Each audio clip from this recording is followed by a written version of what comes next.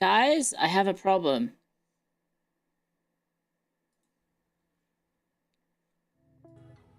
I have a problem, and you can probably see what's happened.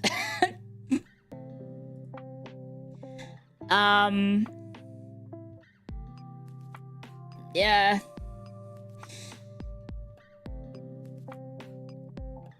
Bear with me. I'm hoping just like redoing it all will work. Hello, phone. I'm hoping just setting it back up and then pressing this and then pressing this and it's gonna come alive and I'm gonna be on.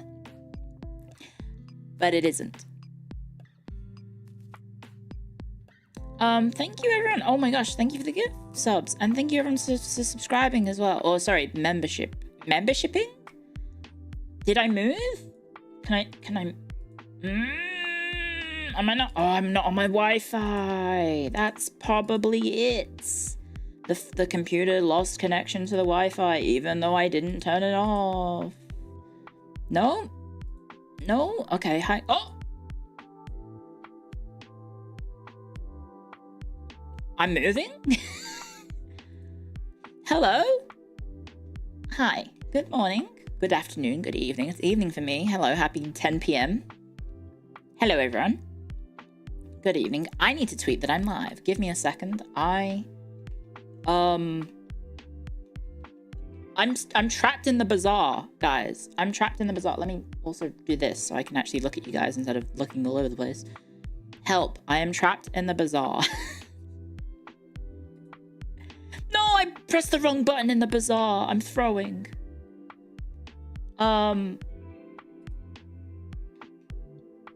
Guys, I just got a diamond lighter.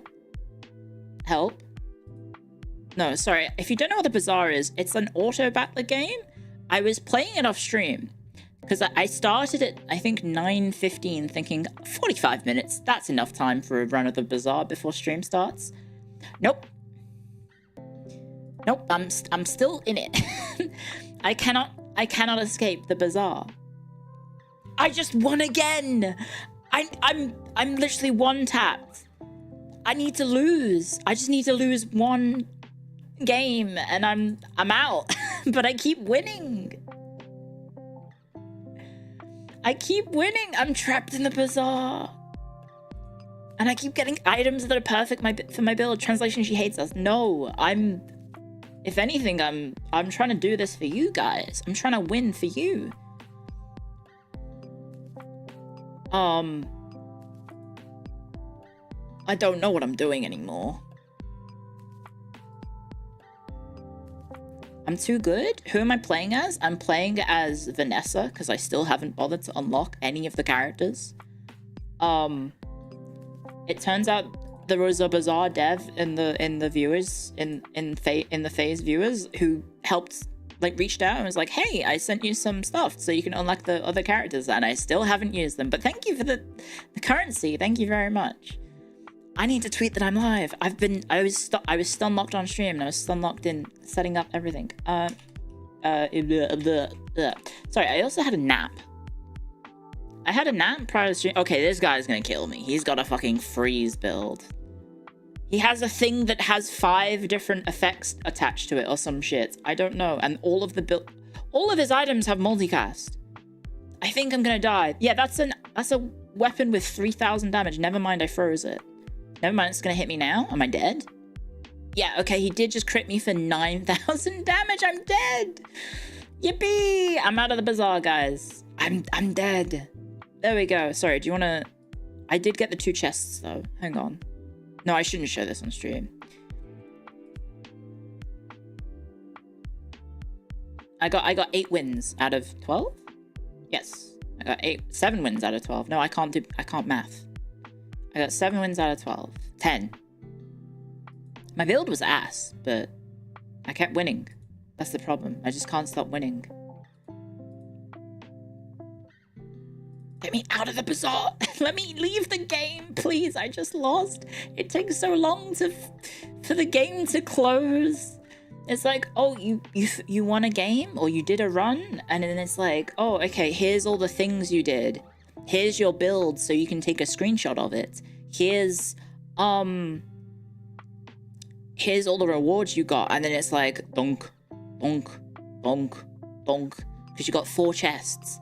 And then it's like, oh, okay, go back to the main menu. Yes, why doesn't the game automatically go back to the main menu? Can I go back to the main menu? It goes back to the main menu, and then it's like, can you close the game? No, you have to wait a bit, and then you close the game. And it's just like, oh, okay. Anyway, hi. Hi. Sorry, I was so thrown off by being trapped in the Bazaar that I didn't have anything to... I normally get all prepared and everything, and I prepare my water, and I haven't got any water in my big jug, so I apologize. I might need to run to the kitchen and grab some more water. Also, Lottie is in my bed right now because roomies are watching Andor, and roomies also like turning the volume up really loud, so as a result, she gets a bit scared of all the loud noises because it's like byung, byung, byung, byung, byung. So, sorry, my desk... Oh, you guys haven't been hearing the badong right from the thing, sorry. From the alerts. Sorry, I had my desktop muted so you didn't hear the Bazaar. Okay, there you go. Now you can hear the dings. Yeah, my roomies are watching Andor at the moment. I haven't watched it yet, but they've said good things about it, and obviously I know people in the audience and I guess general viewership of the show have also been fond of it. What sound does the movie make? It goes byum, byum, byum, byum. Well, it's like a lightsaber, right? It goes byum, byum, byum. How do I do this? Oh, I also need to ping the Discord. Ah, sorry. I'm all over the place. I'm normally more put together than this, but right now I'm kind of like, ooh. Stream announcements. That's the channel I do this in. @Pingers. Live on YouTube. Okay, cool. I did that right. That's our streamer. Okay, bye later. Have a good stream. Thank you. Thank you very much. What a goat for the 99p membership. I'm glad. I didn't know it was 99p. 99, hang on, for the UK, obviously very clearly UK based. Are 99 p's or 99 pences, are they still 99 pence, or has the economy ruined even that? There's nothing sacred in the economy in the UK. Do you still have 99 pence ice creams from the ice cream trucks? Is that still a thing? This is a very British question that I'm asking. If you go to an ice cream truck and say, "Hi, can I have a 19 Freddos are 99 pence." Oh, what? No. What? No joke? They were like 20p when I left the UK in 2006. Are they still called 99p's? Even though they're not 99 pence? You've never seen a 99 pence ice cream. What the fuck? My mind is blown. Sorry, this is a very... They're 30p now? That is almost 20 years ago. Yes, I'm aware, but like still, Society has fallen. They're £2.50 now. Oh. What the fuck? That's a crime. They should go to jail. The ice cream men, the conglomerate of ice cream men, the Mr. Whippies, they need to go to jail. The thing is, right, to explain to people not in the UK, there's a, I don't know, it's basically an ice cream cone with like a soft serve, right? And then they put a flake in it. And that was called a 99p. And it was called a 99p because it cost 99 pence. But obviously, the British economy has kind of been in shambles for the last, I don't know, 20 years. And now it's £2.50. A flake, by the way, is a chocolate bar, but it's quite nice. It's like a treat in an ice cream. It's quite nice.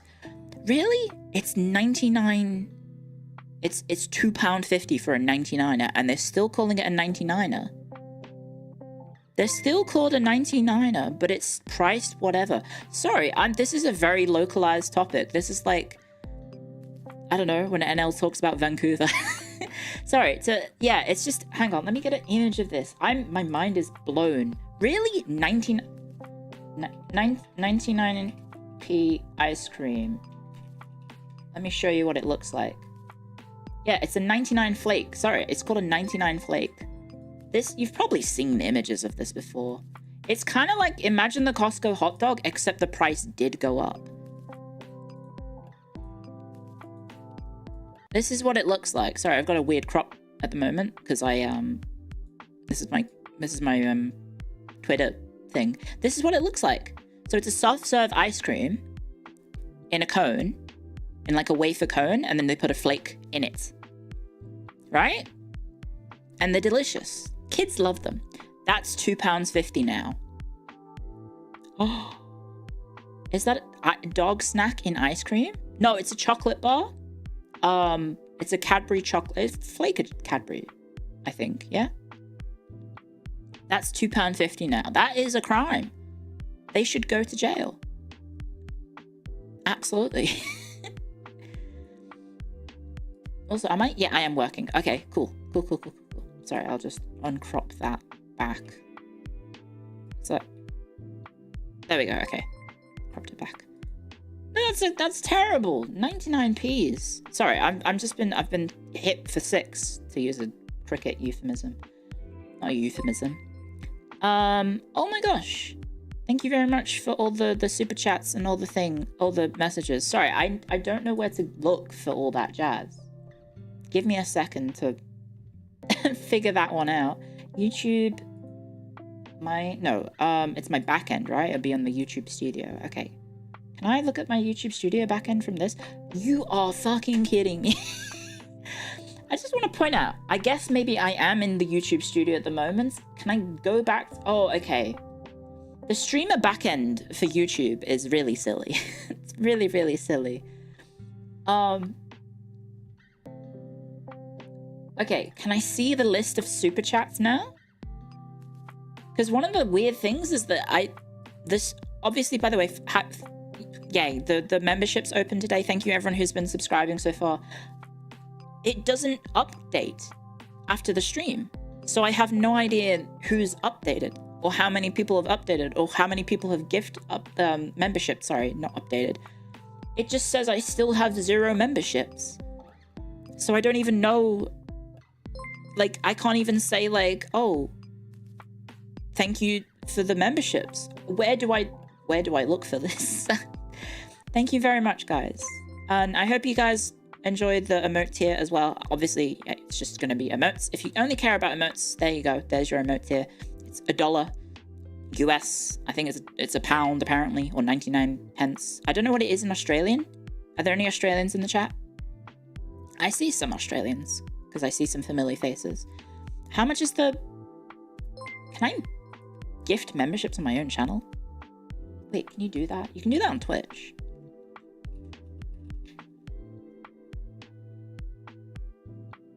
If I click on my own channel, does that work? View channel.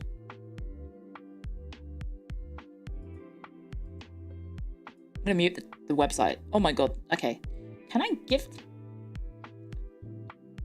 You can't gift stuff to yourself? What? I join? Oh, it's $1.49 Australian. Okay. No, I can join my own membership. What happens if I do that? Is that money laundering? Is that money laundering if I gift myself, if I subscribe to myself? Do it? Self-perpetuate. I mean, the thing on Twitch is that you automatically are subscribed to yourself, so you can use your own emotes in chat. Can I use my own emotes? Oh, I can. Okay, thank God. There we go. I'm just gonna send life. There you go. Enjoy life. Oh no, now my chat is all weird. Oh no, there we go. £1 British is $2. Not anymore. not in the current economy. Not with the current exchange rate. I see, the thing is, I left in 2006 and the Nintendo Wii came out, I think the same year that I moved from Europe to Australia, and the exchange rate was really good back then. I think it was 40 pence to the Australian dollar. And that was sick. That was incredible. And now you look at the exchange rate and it's what? How much is the exchange rate? 40 GDP to AUD. Oh wait, no, I want to do this. Now it's 49, but like I'm pretty sure during like everything that went shit, it went hectic. The exchange rate went kind of hectic. Can I flip this actually? Okay, yeah, I need to flip this. AUD to GBP. There, that works it. Okay, now I see. Now I can see it. Yeah, at one point the exchange rate went to like 0.6 and I was like, oh my gosh. Yeah, basically we moved to Australia at like just before, obviously, everything kind of went crazy in the world with the financial crisis in 2009. Hands up in chat if you're old enough to remember that. And the exchange rate tanked because Australia was kind of safe from that, and obviously the UK wasn't. So all my money that was originally British all of a sudden was worth less, and I was like, no, all my pocket money. All my pocket money. So I saved up a bunch of pocket money for the Nintendo Wii. And then when it came out, I was like, yes, I can get the Nintendo Wii, and it's so cheap compared to what it is in Europe. And then the financial crisis went, and then all my savings weren't worth as much. But I mean, I think by that point I probably spent it all, and I was only earning Australian dollars by that point. 2009 was wild. People abandoned houses because they owned more than the house was worth. Yeah, it's kind of a wacky time period. There was a financial crisis back in 2009. Does the name Bernie Madoff ring any bells at all? Have you seen The Big Short?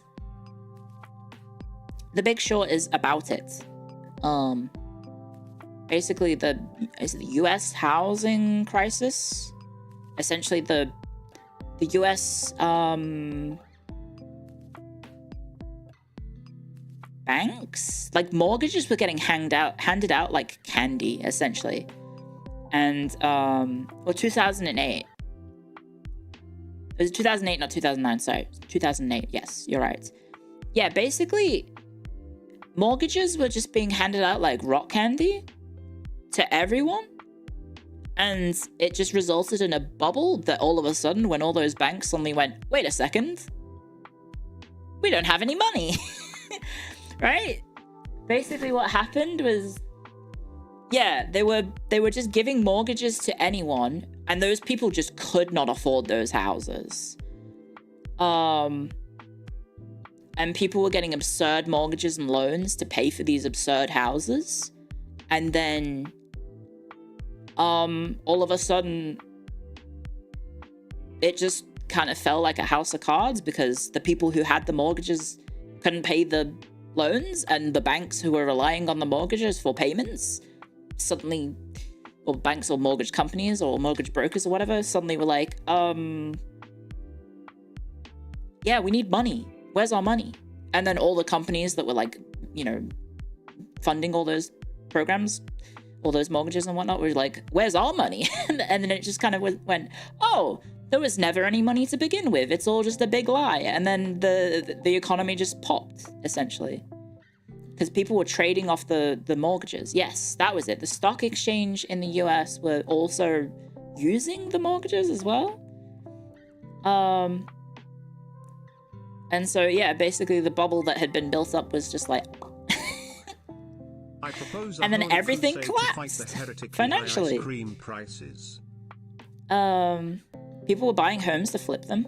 Yeah, I mean, well, that still happens in Australia. Because so for the non-Australians, we have this thing called negative gearing, which essentially is that people's properties can be used to offset taxes, because it counts as, essentially, they're basically using properties as a tax write-off, essentially. It's more complex than that, but basically there's what the Australian housing system is kind of insane. More people in Australia own multiple houses than there are people who own one house, which is the fun little situation that I find myself in. Is that more people own multiple properties than a single property. It sounds like a cheat code. Yep. Yep. Congrats on Everton winning during the weekend. Yeah, that did happen, didn't it? Yeah, we won. We did win. Oh yeah, also, it's sorry, we're just jumping around. That seems less than ideal. It's not great. How much is a house normally in Australia? Average housing prices, I think, is $1 million. It's somewhere between 900k and $1 million Australian dollars. So I'm getting 2 houses. I wish. I wish. Guys, I hate the system. Boo, boo, boo, boo, boo. And then I get 2 houses and I'm like, I love the system. I love the system. It's great. I pay no tax now. Yay. Just like Canada.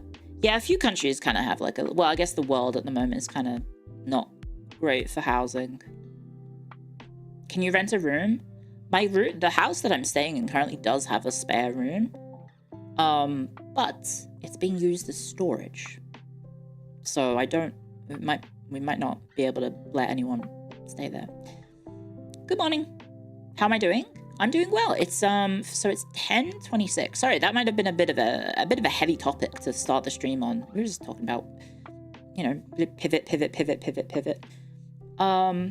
That's kind of Clio IT ZATSUDAN streams, just chatting streams. Just kind of pivot from topic to topic.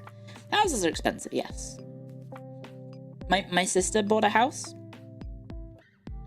For the people who don't know this, my sister bought a house during like COVID times, basically, and the house was $1 million. And then 2 weeks later, the property got evaluated, and the land that the house sits on is now worth more than it cost them to buy the actual property, because the financial system or whatever, I don't understand. It doesn't make any sense, does it? Right? I guess it's just land appreciation. Yes, that's it. That's the term. So yeah, they can now sell the thing that they bought for much more than they bought it, because the land itself is now considered more valuable than it was when they bought it, which is, I guess, lucky for them in case they ever want to, move house. But yeah, it's kind of bonkers. It's kind of bonkers. You paid the equivalent of $450K for your house in 2019. I wish I could do that. I wish I could do that. I was looking at, what's my opinion on tax fraud? That you shouldn't do it. No, you shouldn't do it. I'm a streamer. I'm not allowed to advocate for any crimes on the internet because that's bad.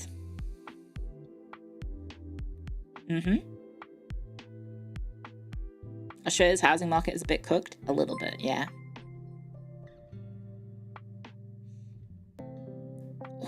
They sold their house for $2 million. Woo. And they bought it for a few thousand. Yeah, that's kind of just the value of housing in Australia is a little bit cooked. So that's, yeah, for everyone who's subscribing, thank you very much. Everyone who's membering, I need to remember to use the term membering. Also, thank you for the donation, by the way. And thank you for the super chats. It is really weird that I now am having to read super chats. It's very strange. I still haven't tweeted, by the way, that I'm live. Sorry, I should do that.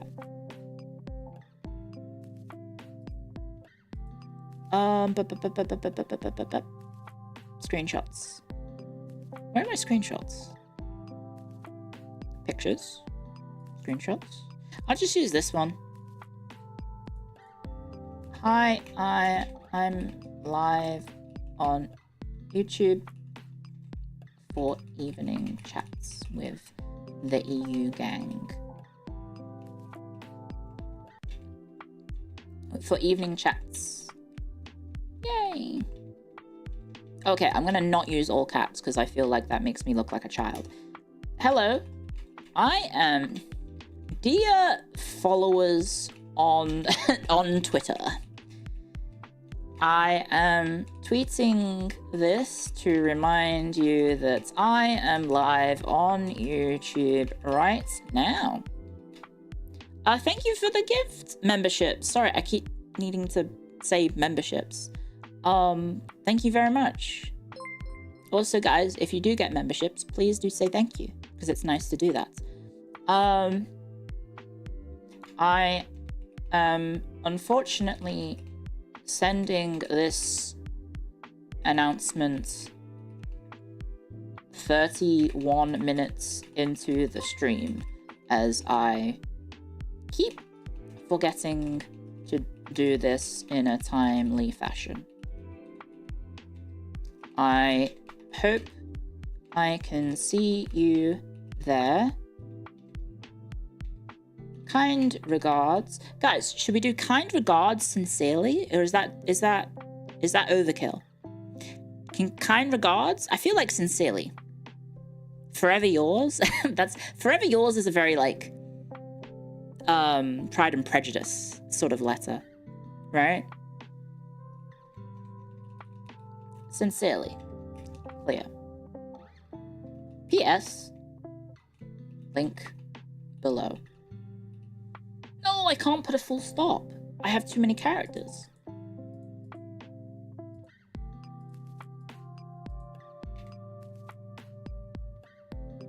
I ran out of characters. Commit to the bits.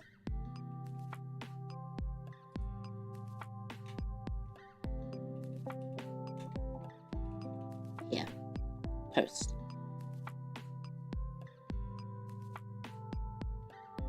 Okay. I have tweeted that I'm live. There we go. It's just a close-up of my smug face, which I think is maybe my charm point. It might be my charm point. Am I in trouble?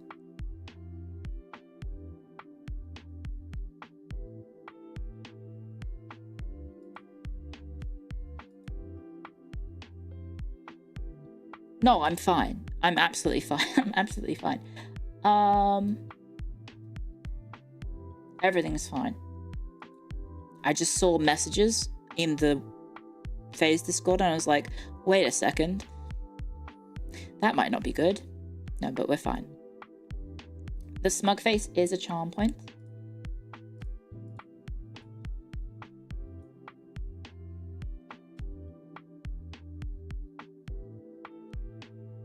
I'm glad. Thank you, thank you, thank you, thank you. Thank you for everyone joining. I appreciate it, guys. Thank you for everyone who's taking part or taking advantage of the memberships and the emote tier. Thank you very much.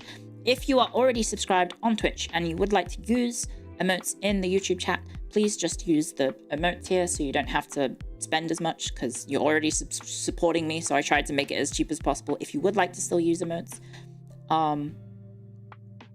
Because at the moment, the way that it's looking is that, like, I'm probably currently more likely to do YouTube-only streams over Twitch-only streams. Because multi-streaming, after the initial hurdle of multi-streaming, it's actually not too bad to do.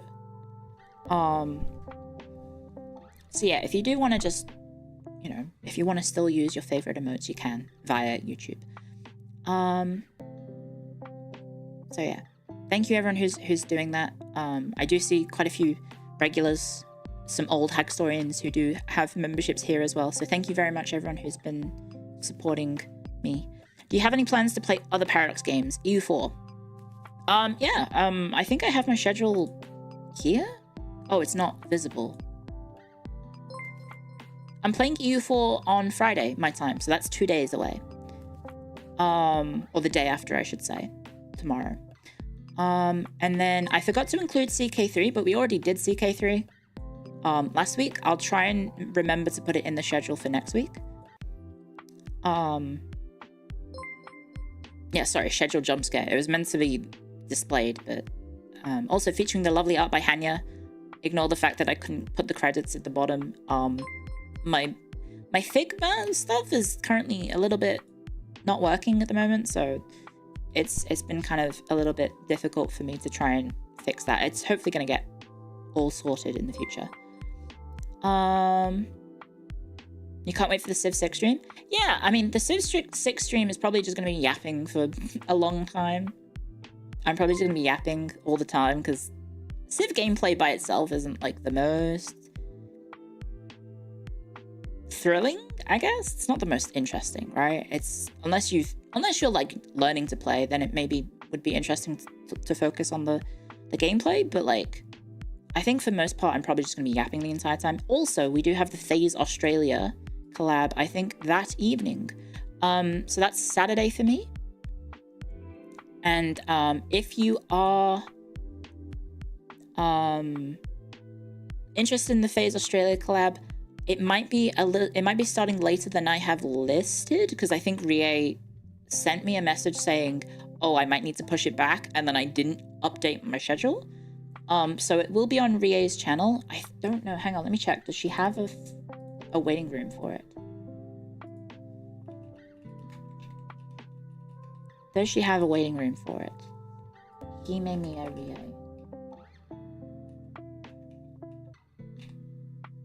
A FaZe Connect. Her profile picture is very cute. She does not. Oh no, she does. Oh, okay. Yes, she does actually have it, and it is in fact an hour later than I have it on my schedule. So if you, it would be in 20-ish minutes on Saturday. So the current time right now, add 23 minutes and then put that on your Saturday. So that's when it'll be happening. So that is that's 11 p.m. for me. That's a little bit that is a little bit late. But yippee. Thank you for the Twitter reminder. You're welcome. I'm glad that it actually works. So I did the stereotypical thing back when I started streaming of emulating like the corporate VTuber thing that I think a lot of indie VTubers kind of fall into the trap of at the start, is that I think a lot of people feel like, oh, we need to just do what HoloLive does, right? Which kind of makes sense, right? Of course you're going to emulate the big fish. But like I very quickly realized that I don't need to tweet that I'm going live if I'm fairly consistent in my streams. And then I even forgoed. Is the past tense of forgoed forgo? Hang on. Blah, blah. Is the past tense of forwent or forgoed? Forgone? Past tense of forgo. Forwent. It is forwent. It's forwent. Wait, hang on. Don't trust AI Google overview. Hang on. Fuck that.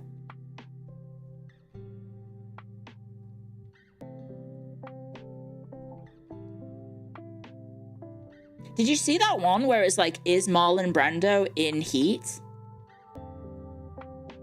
Have you ever seen, have you seen that tweet that's going around?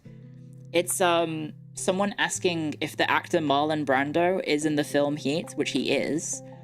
And then AI Google is saying, no, Marlon Brando is not in Heat.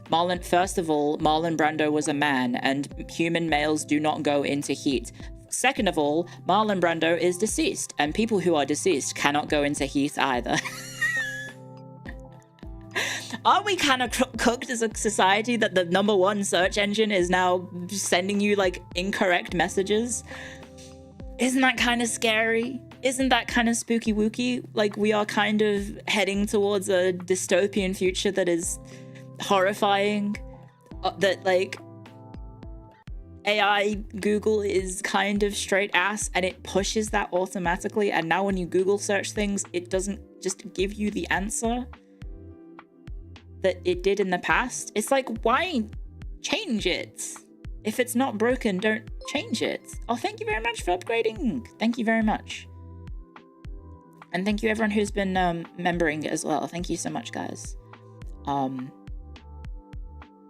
Google has already been terrible for 10 years. I guess I'm just like a casual user of Google, so I never noticed. But like, Marlon Brando is not in the movie Heat. Why did I think he was?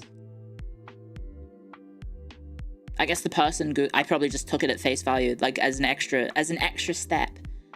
That, oh, by the way, he was also in the film Heat. But I guess it's just the person Googling was the actor in the film Heat. And Google just cannot pick that up. Was he not? Hang on. Cast of Heat movie. Maybe they were thinking of Val Kilmer.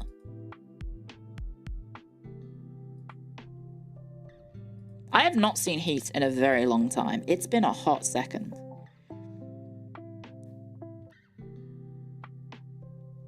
Is he really not in it?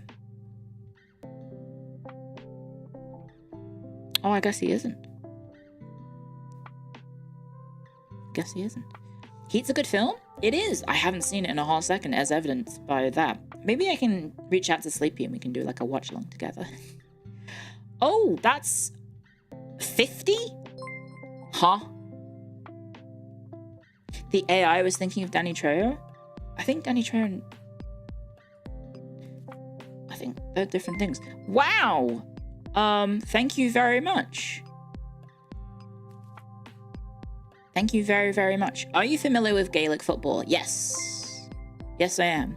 Please say thank you in the chat if you got the gift subs. I mean, gift memberships. Sorry, that's going to take a long time to get used to. Thank you. Oh, God. Wait, what the fuck? Is that doing it individually?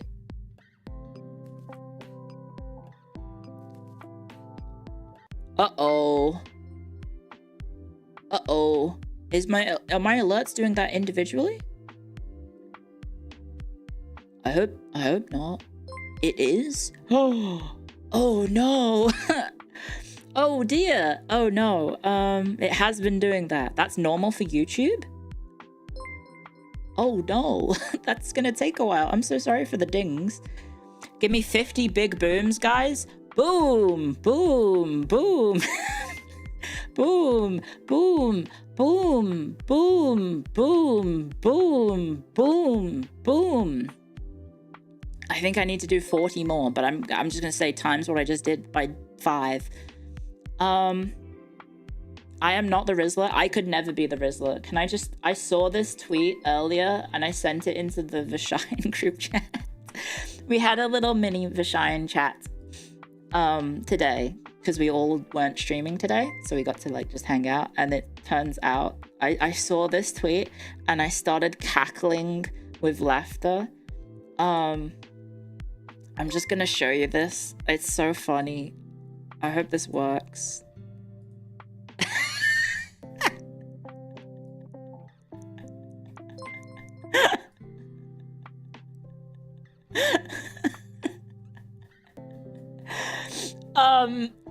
It's really funny. I'm sorry. I do enjoy a good Rizler related meme because it's just kind of just really silly. It's so good. Sorry, the alerts are in the way. It's so funny. The person who edited this did a great job. I just want to point out the hand on the shoulder. They didn't need to go that far with the edit. Look at that. Because I think in the original image, I don't know if there's anyone standing there. So they photoshopped the hand on his shoulder. That's respectable amount of effort for a shitpost. Sorry, I've just blown up a picture of the Rizler on stream. Tony would be proud of the Rizler. Mm-hmm. I think he would.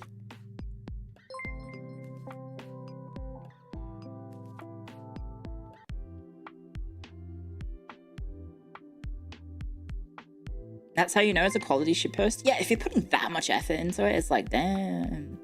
Damn, I respect it for the bit. I'm so sorry. I didn't know the alerts would go at one at a time.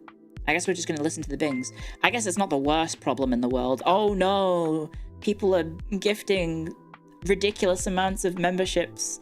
Oh, woe is me. Oh no, oh no, oh no. Let me cry into my pile of money like in that film. What is it? Zombie? What's the zombie one? Let's talk about Rampart. What's his name? Zombieland. It's Zombieland, right? Let me cry into my tears of money as people gift absurd amounts of memberships. Thank you very, very much, everyone, for the support, guys. I think, question mark, and I don't think very often, I might be able to upload another emote. Maybe? I can. I do get to put another emote, guys. So I said, I was thinking we do the cinema emotes, because I like the cinema emotes. Do you guys want the absolute cinema emotes? I have the OG version. I haven't, some very lovely artists drew some updated ones for the new moddable. But, I only have the current one saved. I mean, my old one saved at the moment, so if you guys want that, I can set that up. Also, you can't use them, guys, on YouTube. Can you use membership emotes on a different channel? No, that's caught. That one is caught. Sorry, I'll show you the reference images of all the emotes. Let me do that for you. If I can find the cinema. Where is cinema?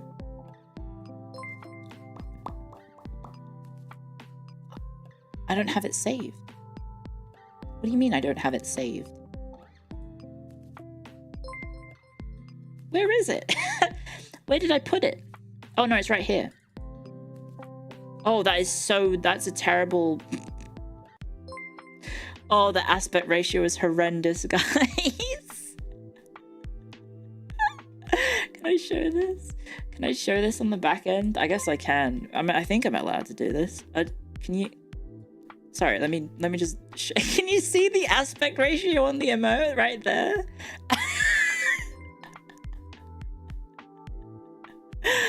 It's a little bit bad. It looks so squished and depressed. It's like someone got a picture of the Martin Scorsese and just went squish on the sides and then stuck my face on it. 4:3 aspect ratio motherfucking emotes. Did I use the terminology correct then? I hope so. Okay, so we might need to maybe use a more up-to-date one. But thank you very much, guys. I now have 32 emote slots. Thank you very much for all the support, guys. I am very appreciative of all the support, guys. I hope you've had a wonderful day so far. I haven't really had a chance to do like a regular ZATSUDAN because this morning was kind of just me getting stun locked for 2 hours and 50 minutes, and then I drew a what's it called? I drew a library card. So for the European friends who missed the stream, which I don't blame you. It was probably at some absurd time for you guys. If you would like to take part, I have a fun little thing that we did during today's stream. We have the phase library card, which I made on stream. So if you would like to fill it out, if you have social media, alternatively, if you're on the Discord, if you're on the phase Discord, or if you're on my Discord, you can post it there and I'll try and collate them all. And you can fill it out. So you can put your name. Obviously, please don't put your real name, guys. Use your online handles. Don't be silly. Put your online handle. You can put whatever card number you want. If you want to do 42069, if you want to do 696969, if you want to do 69420, you could put it there. Whatever you want to have as the number. Someone put the date of the Ides of March on one of theirs. Which is kind of funny. And then, yeah, your favorite genre of book. So if you have a favorite genre, I would put historical books. Some people have put some interesting genres on there.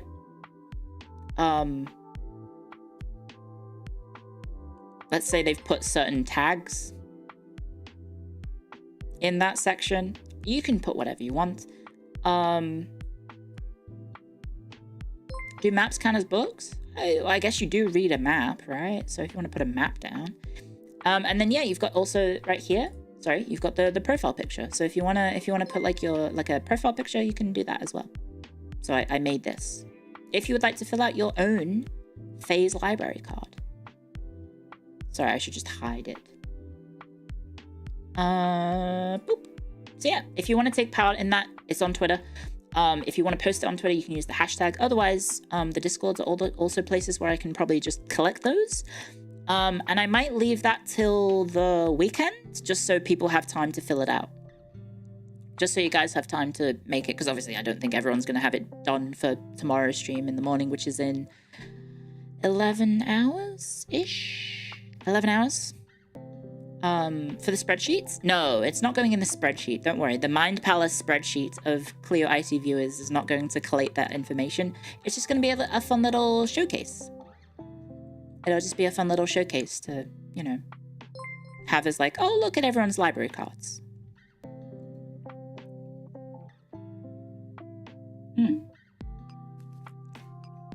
Gotta ask my friends to be tech savvy. Yeah, I'm very fortunate to be surrounded by very intelligent people when it comes to tech stuff. Obviously, VTubing is inherently a technical thing, or technological thing, I should say. So I'm very fortunate to have been surrounded by people who are willing to help. And so yes, I've very been fortunate. What is my favorite race in Baldur's Gate? I have not played Baldur's Gate ever. If you mean Dungeons and Dragons, I've played think I've only played humans because I'm boring. I'm really boring. When I've played tabletop, I think I've always just played humans.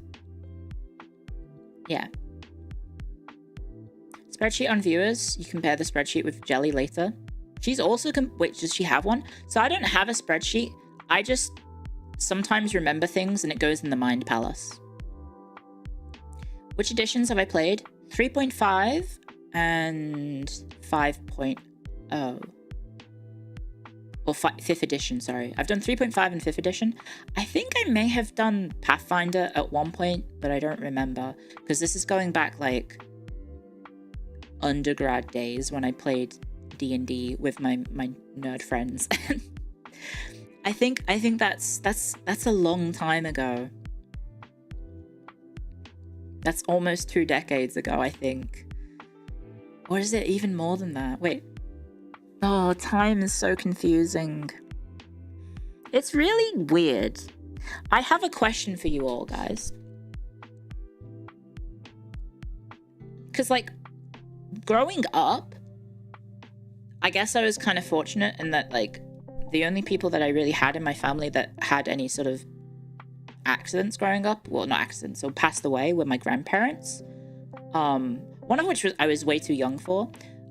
So this is a bit of a dark topic. I apologize. It's not meant to be dark. Did you guys ever have, like, people in your life, or, like, not even in your, like, close immediate life, but, like, anyone around sort of, like, pass away, and then it was, like, the first time that you had to deal with grieving and death and stuff? Because I had a teacher in school. So I was in primary school, and one of my teachers died. And it was like, oh, this is weird. He was teaching me, like, yesterday, and now he is not alive. It was one of the weirdest experiences ever. Such a good voice. Thank you. I don't agree, but thank you. Oh yeah, I have to read the super chats as well. Sorry, I should also read the last super chat. Sorry. Sorry, this is all new to me, so I apologize if I'm missing all the things. Lost sucks so damn much. Yeah, it's one of those situations where it's just like, oh, I don't know how to deal with this, because I was very fortunate in that I never had to deal with it. People from your school got into a car accident. Oh no, that's terrible. That's terrible. Wait, what was that? Oh shit! Is that the fabled Akasupa? Thank you very much. Thank you very much. Am I saying this? Yaksha? Thank you very much. That's very, very generous of you. Sorry, I'm still getting used to whole monetized culture on YouTube. It's very interesting that, like, people will just be like, by the way, here's like $100, and they don't say anything. That's very strange. Thank you very much. First ever was a random dude who died on the streets. Oh wow, that is spooky. That is spooky. Also, what is going on my YouTube end? Oh, my YouTube stream is delayed for me. Sorry, I was, like, freaking the fuck out on my left-hand monitor because I had my own stream open because I'm egotistical. No, I was just trying to check if I could... What the... Oh, thank you. What? No, you know you don't have to do that. You don't have to send messages with $100 attached. You can just say thank you. Or you can say you're welcome without doing that. Thank you. That's incredibly generous of you, but you don't have to do it in that way. You can just type it in the chat and I'll try and read it because I am trying to do my best of reading the chat. That is so many caramel digestives. Guess what? Still can't get them in Australia. Welcome to YouTube. I know, it's a different culture. It's a very different culture. So thank you very much, guys. You had that recently, very weird on me because you had to deal with an emotional response to their death. Yeah, I apologize for the heavy topic. It's just one of those weird things where it's like, as a child, I wasn't equipped to deal with it. Like, I understood the concept of death, But like, I think for a lot of people, you don't really... It doesn't really like hit you until you are affected by the thing happening, right? That's part of the human experience, I suppose, is that you can kind of live in blissful ignorance of everything. Do not read this. Well, it's too late. I did. Is this Faye's mom? I'm technically Panko's mother, yes. Wait, we're not supposed to do this? No, you're not! Thank you for the £100. Akasupa. We were just talking about how the British economy is ruined. No, you could have bought like 99 flakes with that. Thank you very much, though. But imagine how many 99 flakes you could have just bought with that. Or like 100 Freddos. Thank you very much. That's very, very generous. Faye's mom, let's go. Thank you. I've somehow ended up a mother and also a lover. No, don't clip that, please. That's a joke. It's just, there's a lot of art going on, and I feel like I don't do anything to provoke the art, but I appreciate all the art. Thank you for the art.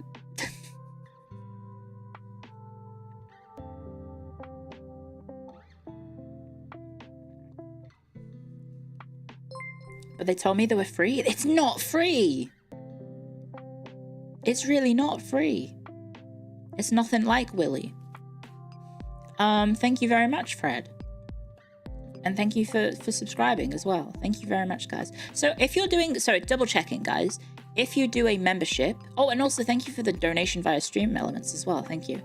If you're doing a membership, can you not attach a message to it?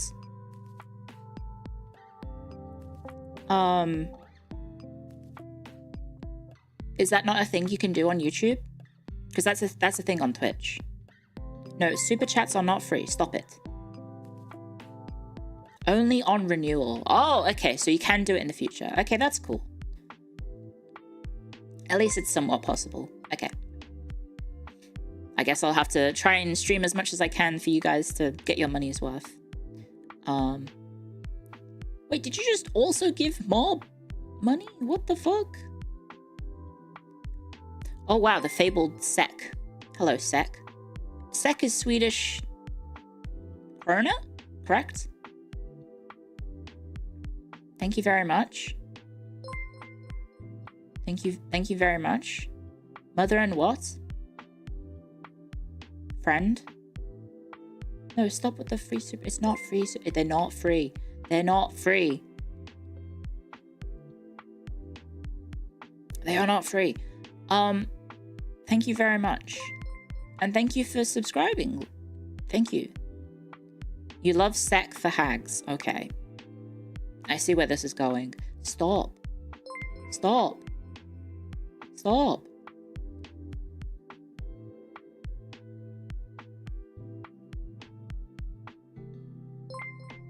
It's not magic credit card money. It's no, you have to pay that.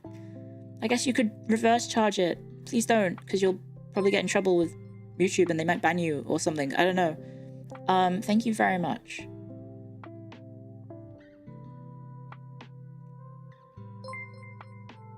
This is one of those things where I say stop and then you guys don't stop, right?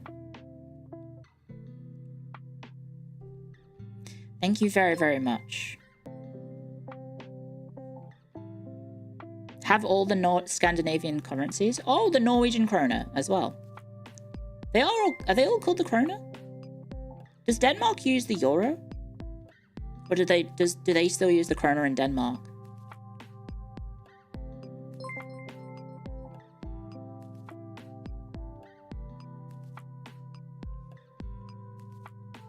Denmark still uses the krona? Okay. It's been a hot second since I was there, so I don't remember. Oh, are they technically still called... Are they crowns? Is that what krona means? Oh, of course it would. Yeah, of course it does. Stop just encourages us. Thank you. Thank you very, very much. And thank you everyone subscribing as well. No, they are not free. They are really not free. I just wanted to have a normal chat, but I guess you guys are being silly. Thank you for being silly, I should say. Can I look at the super chats live? I think I can. Yes, I can. Okay, so at first I couldn't, but now I can. So if I'm gonna try and catch up on just some of the messages. I love watching Clio IT at work, tech pro at work. Yeah, I'm not a tech pro. Oh, Jesus. What?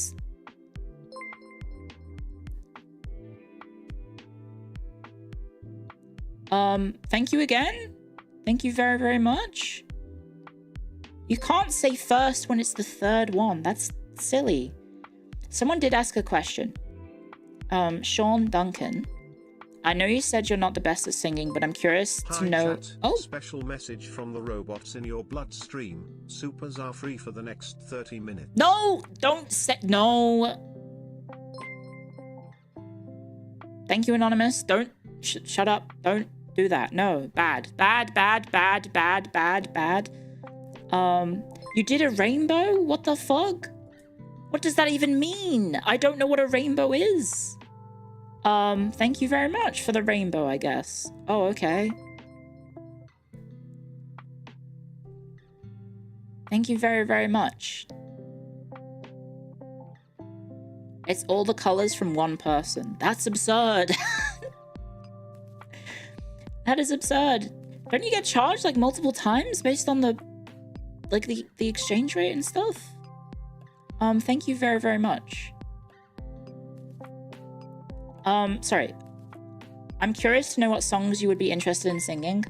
I would be interested in singing a lot of Brit rock songs from like the early 2000s, because that's the music I sort of really... That's the music that was during my like formative years of like... Oh, Gorillaz, Muse, Blur, Franz Ferdinand, The Strokes, they're not British. The Killers, they're not British either. Arctic Monkeys, like that's the sort of music, and I did make a comment a long time ago saying that if I ever did a song cover, the first one would probably be Love Will Tear Us Apart by Joy Division, because I think I can probably pull it off, because I think I have the monotone voice. I have the autistic monotone voice for Joy Division. Maybe not, I don't know, but I could maybe do it. I've also technically done karaoke of the song Tequila. I also have done small little bits of like 90s rap. So like just waking up in the morning, gotta thank God every morning. Oh wait, no, hang on. How does it go? Just waking up in the morning, gotta thank God. Something, the day seems kinda odd. No barking from the dog, no smug. Mama cooked a breakfast with no hog. I got my grub on, but didn't pig out. Finally heard back from the girl that I wanna dig out. Hooked it up for later, then I hit the door thinking, will I live another 24? I gotta go, cause I got me a drop top. If I hit the switch, I can make the ass drop. Had to stop at a red light, looking in the mirror, not a jacket in sight. And everything is alright. I got a beep from Kim, and she can do it all night. That's some of the lines. I think I missed some of them because I forgot some of them. But yeah, I like I'm very white girl wasted kind of stereotype, but I do enjoy like 90s rap. I like Sir Mix-a-Lot, Baby Got Back. I did a parody of it for my debut stream. If you remember that, it was only like a week ago. Wu-Tang Clan ain't nothing to fuck with. The problem is I'm really white, and I don't know if I'm allowed to say some of the lyrics. I don't think I'm allowed to. Will Smith, we're going straight to the Wild Wild West. I mean, we could do the Fresh Prince of Bel-Air, which is, in West Philadelphia, born and raised. On the playground is where I spent most of my days. Chill out, relaxing, maxing, cool, shooting some b-ball outside of the school when a couple of guys who were up to no good started making trouble in the neighborhood. I got in one little fight and my mom got scared. She said, "You're moving with your auntie and uncle to Bel Air." And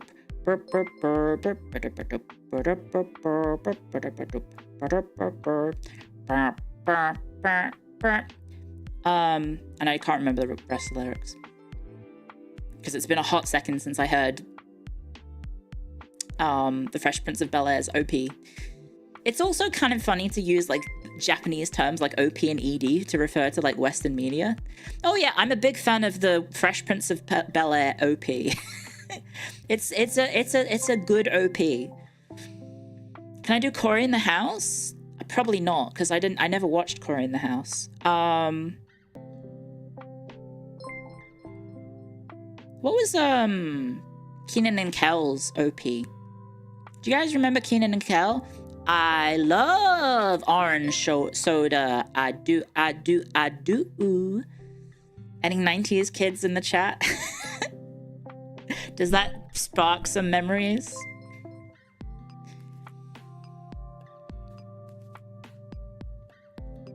Welcome to Good Burger, home of the Good Burger. I've never actually seen Good Burger. That takes you back? Heinrich Himmler and Krell. That's a good... You could do a funny parody of Heinrich Himmler plus Krell instead of Kenan and Kel. That is that... Yeah, I could see that. But doesn't that mean Krell would be the one who loves orange soda? I can't picture Krell, the Lich Krell, saying that he loves orange soda because I don't think he can talk because he's an undead chaos warrior.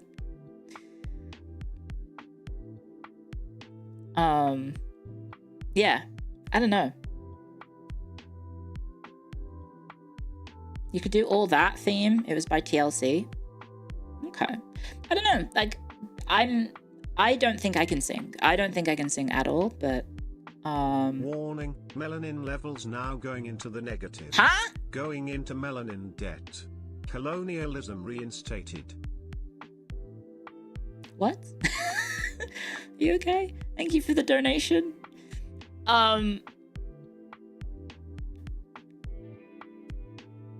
What was I gonna say? Cover of the Warhammer Ogres song? Oh, yeah, that could be fun. That could be fun.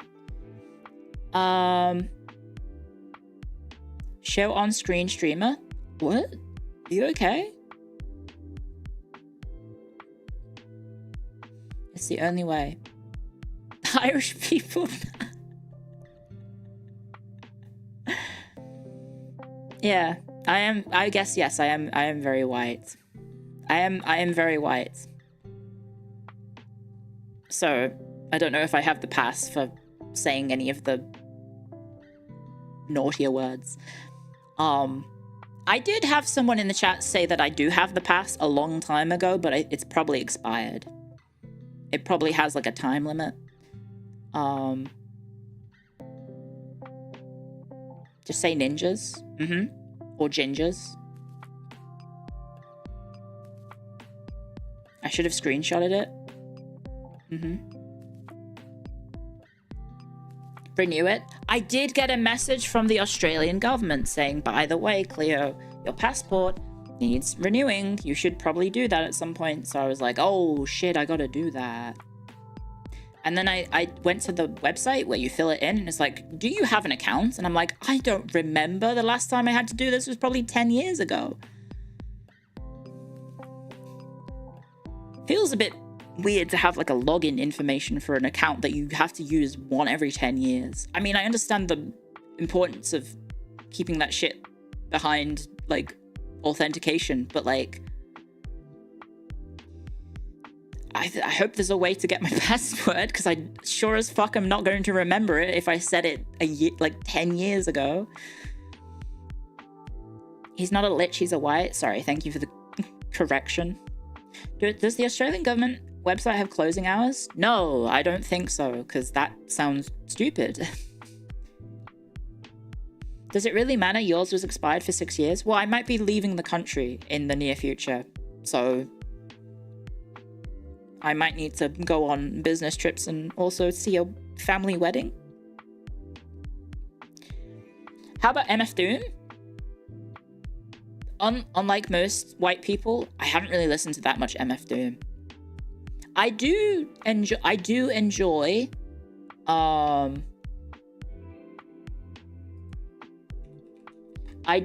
Death Grips. I do enjoy Death Grips. He's British? I know. I do enjoy a good Death Grips. Do you guys know Life Grips, where it's Kero Kero Benito x Death Grips? It's the silliest shit ever, but it's funny. That one is also pretty good. Have you seen the performance of Kero Kero Benito doing oh god, what is it? They did it live at a gig.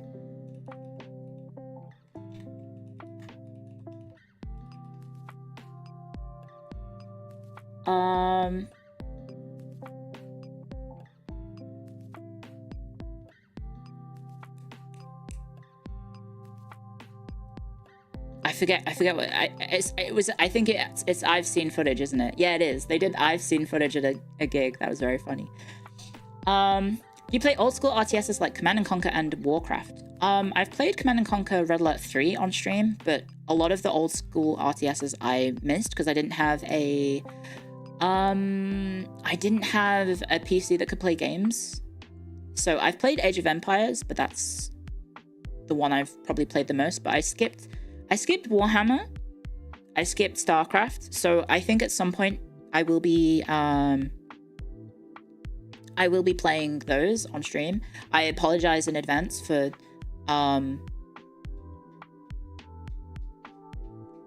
the micro that I will not be doing because I don't know how to micro. But yeah, I do want to play some of the old ones. What about Assassin's Creed? Yeah. Assassin's Creed is... I have some of the older ones. I actually really enjoyed Assassin's Creed Odyssey. I did a stream, back when I started streaming, I did a stream about Assassin's Creed Odyssey and the historical inaccuracies that it has. And so I basically just paused the game every time I saw something that is historically inaccurate. Needless to say, I did pause it a lot. Weren't you like an immortal level Dota player? Yes, but I didn't play Dota 1. I only played Dota 2, really. I did play some Dota 1, but yeah. Against the Storm is fun. Yeah. The devs of Against the Storm have been really sweet to me and sent me both the base game and the DLC, and I still haven't played it on stream, so I do need to return the favor at some point and play the game because they've been very nice and they've just been like, here you go, Clio. No questions asked. What about Ghost of Tsushima? That could be fun because obviously the sequel is coming out later this year. So I might check it out at some point. Super chats are not still free. Don't stop it. Don't say that. No, they are not still free. Thank you everyone for all the donations and all the subscribing and the membership. Sorry, I keep saying subscribing. Well, I guess thank you everyone who's, you know, also subscribing on the YouTube. I do appreciate it. I think if I check my stuff, I think I'm what? I think I'm close to 35,000 already, which is kind of bonkers because I don't know if... Okay, yeah, I'm literally almost there. Will you try out Battle Brothers? Yes, I will try out Battle Brothers eventually. What about Age of Wonders? I have Age of Wonders 4. I've played it. It was okay, but I don't have as much fun. I found out that with strategy games, I don't have as much fun if the factions are... like character creations. I find them, I don't have as much affinity for them. Thank you Hydrojack. Thank you for doing the upgrade as well. So yeah, there's definitely a lot of games that you guys are suggesting that the existing Hagstorians have tried to get me to play. I will try and play them when I can. I figured just for the first few weeks, I'll hit all the mainstays of the Clio IT mainstays. So we've got, you know, EU4, CK3, Total Warhammer, Kenshi. We've got Guild Wars 1, which isn't a mainstay, technically, because I've only streamed it once, but it's a game I have a lot of affinity for, and I think it could be a fun little stream thing. Also, I think there is currently an event going on with streamers returning to the original Guild Wars 1, so it could be fun to maybe check that out. All the mainstays, EU4, EU4, EU4, EU4, and EU4. It was very fortunate that EU5's announcement kind of coincided with me debuting in FaZe Connect. That one was kind of a nice coincidence, but aside from the fact that I didn't get to play it much because I was so busy. Civ 6, yes, I'm playing Civ 6 this weekend. I've played that one quite a bit. There it is. It's in the schedule on Saturday for me. Yeah, I'll be playing that at some point. Last time I did play Civ 6, I did a deity run in one sitting, correct? I think so. I think we did a deity run in one sitting, and it was quite tedious. I don't think I'll have enough time to do it on stream on YouTube. So yeah, it'll be at some point. I'll see how we go. Also, I have restart itis. Hands up in chat if in Civ games you are strong enough to set up a game and then actually play through the first one that you generate, the first map and spawn point that you generate, or are you weak like me and you restart to get a better start position? Hands up in chat if you are strong enough. Probably not. I have massive restart-itis. I have massive restart-itis. You restart until OP? Yeah, kinda. You're weak? Yeah. In single player, always restart, probably. I stick with what I get. You're a braver person than me. Restart IT. Yes, I do have that nickname. They call me Restart IT.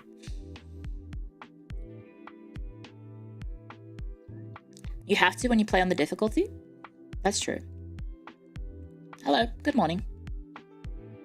Sometimes the challenge does make it fun. Yeah, Kenshi is fun. I'm glad Kenshi has been an enjoyable experience. I haven't checked. Did anyone make Kenshi mods for FaZe Connect Coffee? Is that... I guess I could check. Because I did ask. Because I mean, it was like a general request. I don't want to put people under pressure to make it. Does anyone know if that happened? I guess that is the power that I have maybe now as a streamer, is that I can maybe ask these things. Oh, one sec.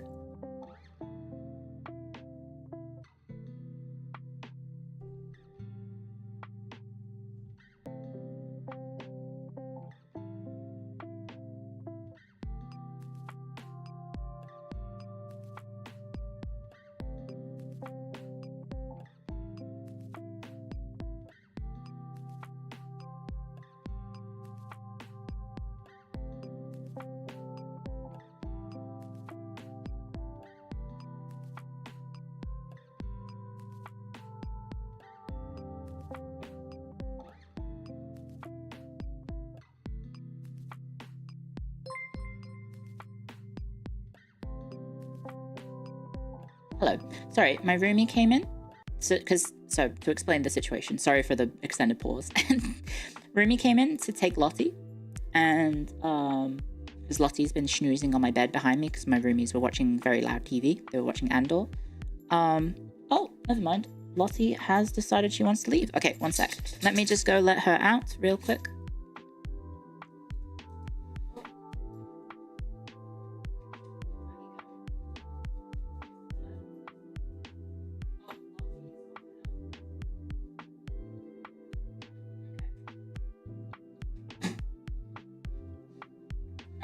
passing that on to my roomies. So to explain the living situation of the house, because I'm in a share house and Lottie is technically, we share ownership. She's technically not just my dog.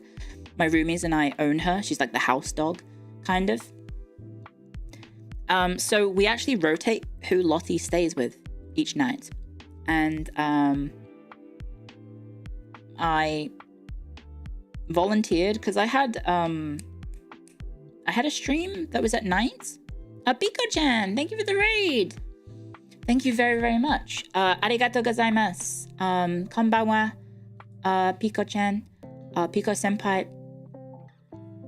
Thank you very much.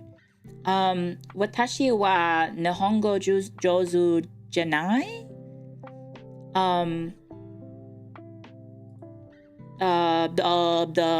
Guys, I'm fumbling the bag. How do I say this? Google Translate. I cannot speak Japanese very well. Sorry. And that's Japanese. For some reason it was German. Okay. Thank you for subscribing. Dogeza, gomena, sorry, I'm dropping my spaghetti. Hopefully this works. 日本語があまり上手に話せません。ごめんなさい。 Did that work?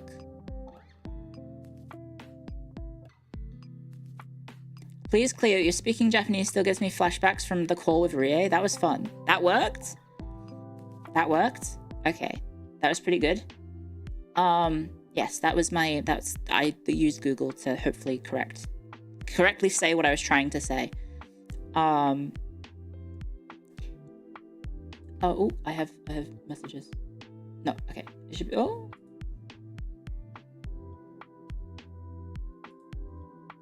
Oh no, we're good. We're good. Okay. All good. Piko-chan, kawaii desu. Yes. Kawaii desu. All good. Would you be interested in Japanese history after this? Potentially, but again, so Japanese history is something I know literally zero about. Aside from like the surface level Sengoku, sort of like very vague, sort of basic knowledge that I think most people maybe pick up through osmosis about Japanese history. So as a result, I'm not very confident about talking about it, and I will always preface that with certain topics that I just don't know about. Japanese history is definitely one of them. I would love to know more. But yeah, it's definitely something that's a little bit difficult. A little bit difficult for me because I focused on medieval European history. And so, oh, I just noticed. Wait, are you not working?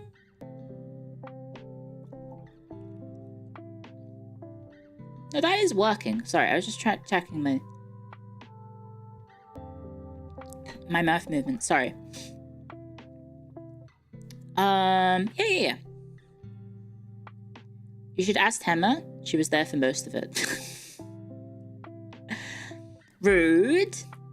How dare you? Thank you everyone who's also subscribed on YouTube, because now I can actually see in the activity feed people subscribing to the YouTube channel, so thank you. Thank you for the people doing that as well. Yeah.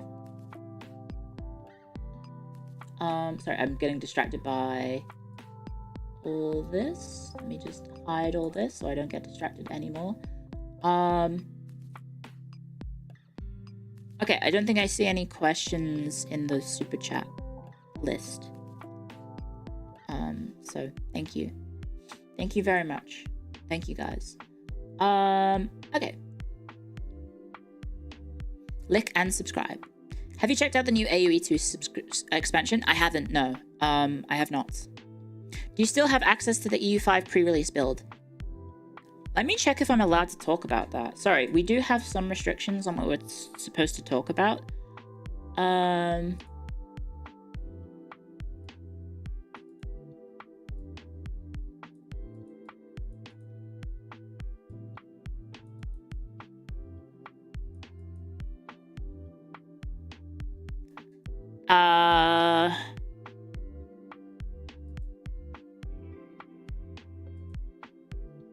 Okay, I think I'm allowed to tell you that I do not have access anymore.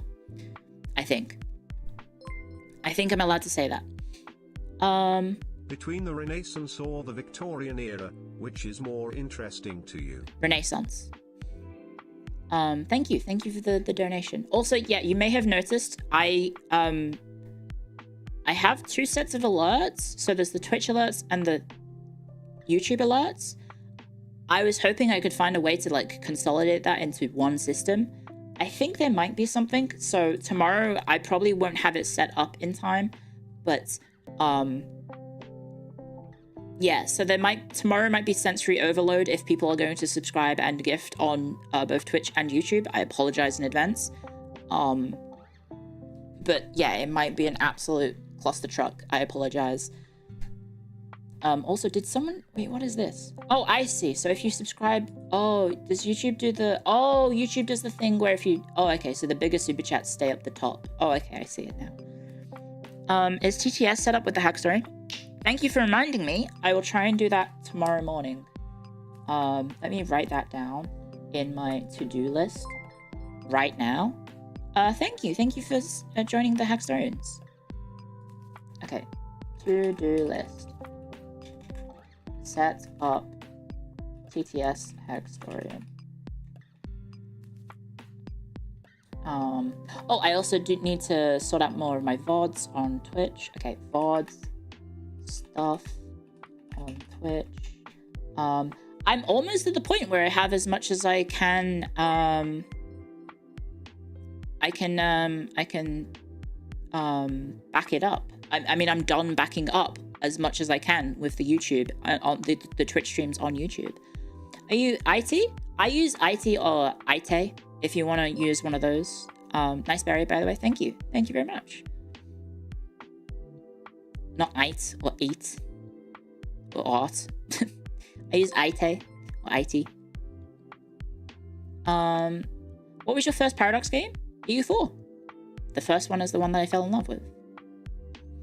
I would like to open a savings account at the Clio bank. Is this enough? Thank you. Thank you very much.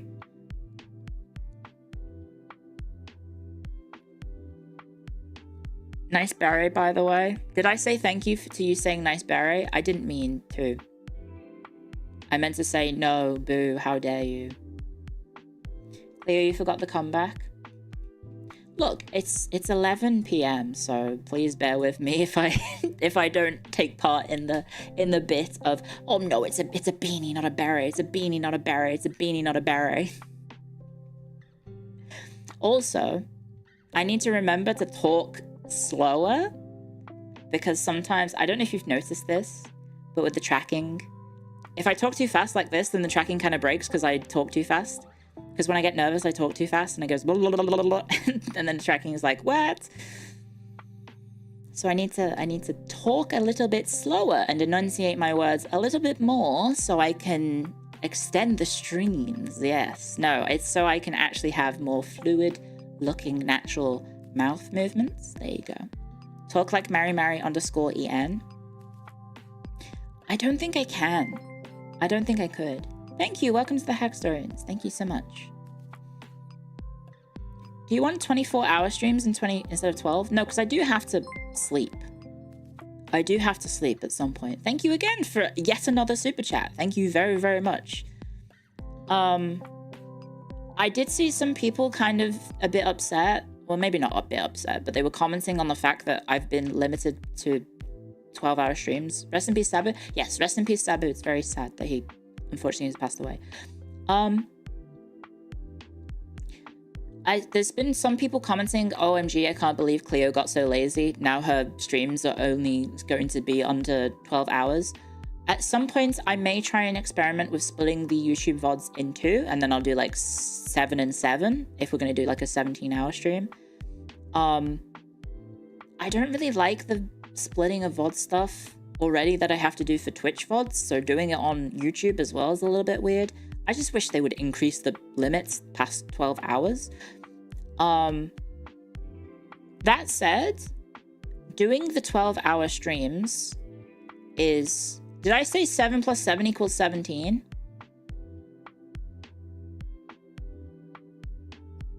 I'm really not making humanities chats look very good right now. I'm really not. I'm kind of doing the stereotypical thing of the humanities chats can't do maths. Ha ha ha ha. How will you be able to add up the total at the McDonald's when I buy a burger from you? Ha ha ha ha ha. Well, joke's on you, person doing an IT degree. You're also going to be working in McDonald's probably, because the job market is fucked.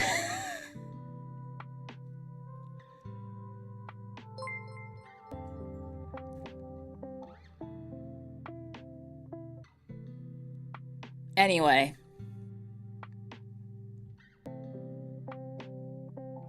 What was I gonna say? Sorry, it is kind of fucked that like a whole generation of kids not fell for it, because I feel like that's bad, but like a whole generation of kids were led to believe, oh, just learn to code and you'll be set for life. And then like everything happened in regards to that. Like when you tell like an entire like 10 to 15 to 20 year generation of kids going into tertiary education or higher education that like, oh, just get a job in IT, you'll be set for life. And then it turns out when you tell that to a huge swathe of the population, that all of a sudden you have a lot of people all with the same skill set, all trying to get limited sets of jobs. It's kind of cooked. That is kind of cooked. So I'm very sorry to any IT bros who are currently going through the whole issue of, yeah, I just did a degree and I can't get a job. It sucks. It really sucks, especially when you were led to believe that like, oh, the jobs will always be in demand. And then now now AI, everything is kind of cooked. AI was kind of like also cooking everything as well at the same time. Automation is killing everything. I guess, yeah, maybe learn a trade, I guess is the idea.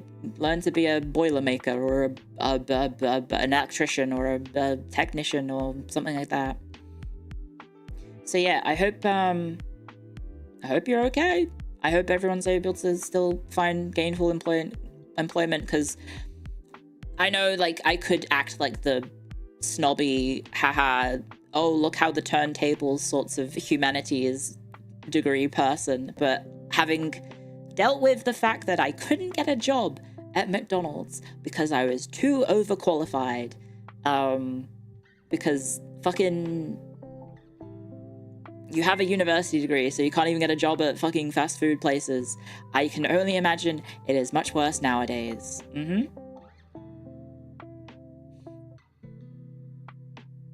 Yeah, so I hope everyone's able to get gainful employment, because yeah, it sucks. It does suck. It does suck. Because the job opportunities seem a little grim, if I'm gonna be honest. Thank you very much, everyone, for those super chats. Unironically, do carpenters using measurements do more math these days than engineers or computers? Possibly, maybe. I feel like hands-on degrees are probably, or employment is probably going to be more using applicable maths than maybe something involving computing. What do you mean our bits aren't funny? They're as funny as yours. Thank you. Asian version, get a job at government and you are set for life? Is that what happened? I don't know. Sorry, I'm not Asian, so I don't know anything about what's going on in Asia. Humanities is cooked too. The money is being an anime girl on the internet. You joke that, but like even when I was an indie VTuber back in the day, I got paid more from being a VTuber than I did for being involved in academia, because the way that the system was set up was that they had us all as part-time employees, and I only worked 20 hours a week, so they only had to pay me for 20 hours of work a week. So I was making about minimum wage in academia. Yeah.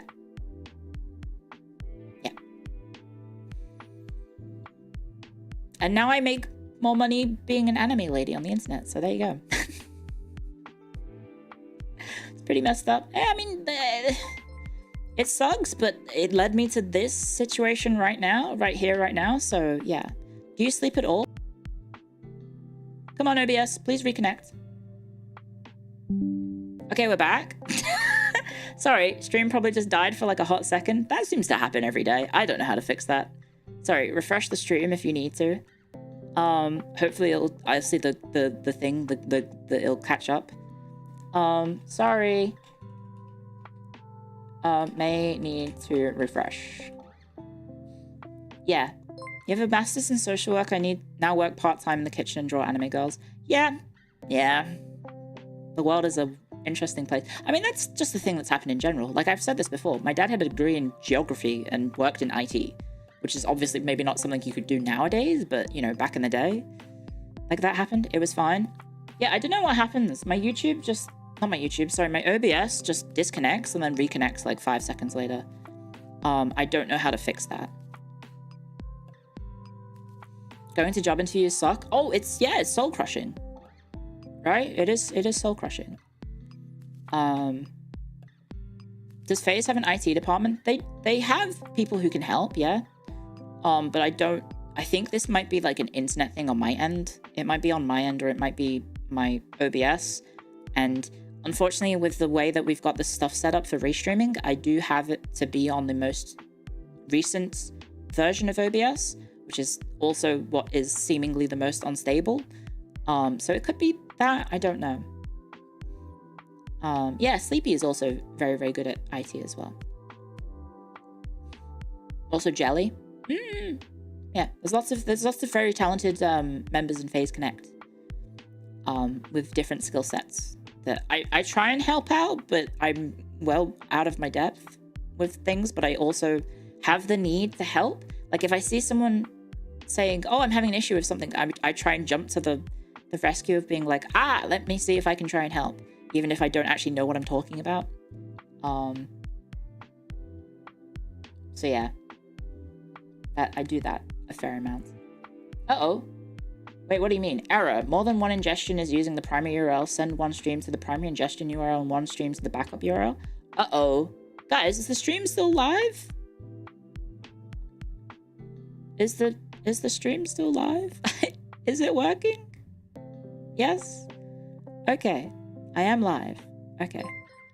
AI won't replace coding and there's still demand, but it will be used to push the wage down and make us do more work. Anime girl wigs for everyone. Good luck. Good luck. Currently trade school is a lot more useful than college for getting work unless you get some kind of highly employable degree. Yeah, it's just the problem is what are highly employable degrees right now, right? Like, I think in Australia it's like education and healthcare. Also, yeah, if you want to come live in Australia, by the way, lovely country. I think we have skilled immigration still. If you have an in-demand job or career in that Australia wants, you can move to Australia, and the Australian government will, you know, invite you. So if you work in... Sorry, I'm trying to recruit you guys to... Not to subscribe to me on FaZe Connect, but to move to Australia. If I check... Healthcare... Hospitality... Accountant? Actor? Another actor? Actuary? Acupuncturist? We need acupuncturists? Any acupuncturists in the chat, guys? Okay, this feels very vague. These are very, very vague. Any aeronautical engineers in chat? Any airplane pilots in chat? Are you listening to the stream whilst you're 30,000 feet in the air? Agricultural engineers. It's sorted by alphabet, so I'm still in the A. Can I get to like other jobs, please? Basically, if you're interested in like a change of scenery, like coming to Australia, yeah, if you have like a degree, you might be able to maybe get a work visa here.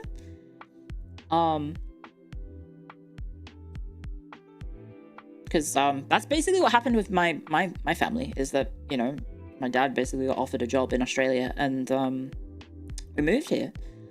And I'm quite fortunate that I did. I'm quite fortunate that I did, because Australia's pretty sick. It is pretty sick.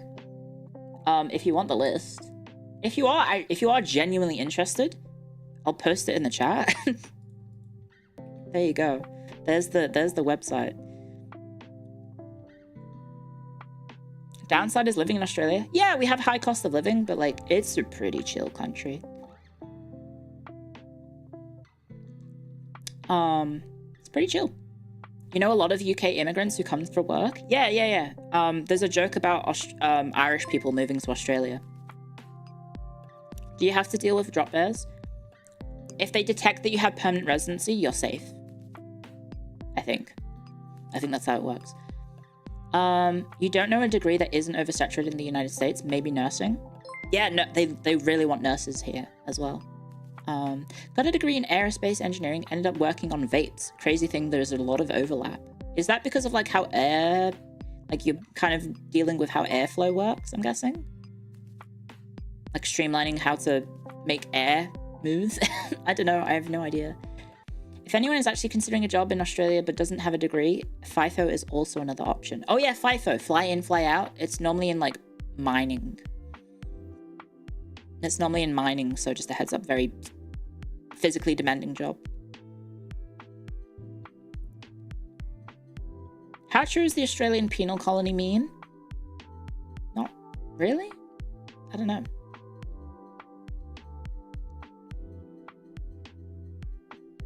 We'll look into it. Yes, recruit all the... See, this is my plan. I just recruit all the viewers to move to Australia, and then I can do my streams slightly earlier, because then you guys will all be in my time zone. That's the plan, guys. That's the plan. I recruit all of you to come to Australia, and then I don't stream at 10, I can stream at 9, and then I can get to bed at 11 instead of 12. Genius. 4D chess. You don't have a visa? No, it's okay. You can get one. No, I'm joking. Sorry. Yeah, moving to Australia so you can watch my streams. Hell yeah. Why not do so anyway? Oh, I was talking about that before. Yeah, so sorry, I got distracted. I tangented away from the tangent, from the tangent. Someone asked about the why nots. Or I saw some comments about people being like, oh, I missed the 14-hour streams. So at the moment, I'm limiting it to 12 hours.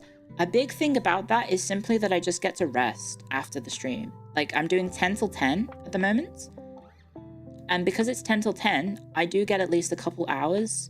My sleep schedule is horrendous, but I do at least get 2 hours before midnight that I get to just, like, you know, spend time to myself, and I can just relax and catch up on work stuff. And I've definitely been a lot more productive because I haven't been finishing stream between, like, 12, 1, 2 a.m., right? Because sometimes when I stream at like 2 a.m., I'm like, oh shit, I need to go to bed. I don't have any time to do anything, so I go to sleep, and then I'm waking up to do the next stream, essentially. There was definitely there was a time in my streaming career last year, and even this year, I guess. Actually, no, this year I've been kind of taking it a little bit easy. But like 2024, if you want to know what my life quality was, my quality of life, I should say, what was happening was I was waking up like 5-10 minutes before stream, hitting start stream, doing a rush through the house, like getting a shower, having breakfast, like preparing breakfast, making cups of tea, and then coming back within the 10-minute starting soon screen, sitting down, and then having like breakfast and, you know, drying myself off after the shower at the PC, and then throughout the day, like trying to, you know, making sure I eat enough food or have enough water or drinking enough cup of tea. And then, you know, doing that until like 12, 1, 2 a.m. And then by that point, I was like, oh, I'm tired. I've just been talking for 14 straight hours, essentially. Jumping into bed and then repeating from scratch. So it was not healthy. It's not a healthy routine. I don't recommend it to anyone who's like, it did work for me. Like, it is definitely a reason that I managed to grow as a streamer, but I don't recommend it because you have to be I don't know, you have to be kind of committed to it, and you also have to give up a lot of free time, and you also don't have enough free time to like sort of care for yourself as well. So yeah, I've kind of moved away from that currently, just for a moment, just to give myself a little bit of a break, because now that I'm in Phase Connect, I do have more responsibilities, I do have commitments. You know, we have projects behind the scenes that I do need to work on. I do need to do recordings. I do need to do other things. I have homework. I have things like singing lessons. I have things like Japanese lessons that I need to account for, right? So I do have to fit those in, amongst other things like IRL. So for example, I'm an aunt now. My niece is very, very cute, and I do want to be there for her. So I want to not be like completely absent from her life growing up, because she is a baby, and I don't want to just be like the, you know, the person that shows up once a year and is like, hello, do you remember I exist? Like, I would like to actually spend some time with her, because she's adorable. She's very cute, and I got to see her at Mother's Day dinner last week. So yeah, I would love to be able to, you know, have some time with her, and then also, you know, my own life as well. Like, not that I have much going on, because I'm kind of a workaholic, because I have the best job in the world, but I do also maybe want to just take a little bit of time to myself and have a better work-life balance. So that's why I have been kind of using the fact that I've joined Phase to maybe just cut down a smidge. So I apologize if I've let me joining Phase make me lazy, or whatever you want to say, because I'm no longer doing 13, 14, 15, 16, 18 hour streams. But I do want to maybe just try and look after myself a little bit better. So yeah. Didn't you do one just a few days ago? I think prior to debut, I did do a 14-hour stream. But that would have been 2 weeks ago or 3 weeks ago. But yeah, I do want to try and be a bit healthier on that. Like, I still want to do long streams because I just genuinely enjoy this. This is the coolest job in the world. I fucking love streaming. It's cool that I get to hang out all day with you guys, and you seem to enjoy my company and want to support me, so thank you. But I also do need to maybe also like prioritize other things in my life as well.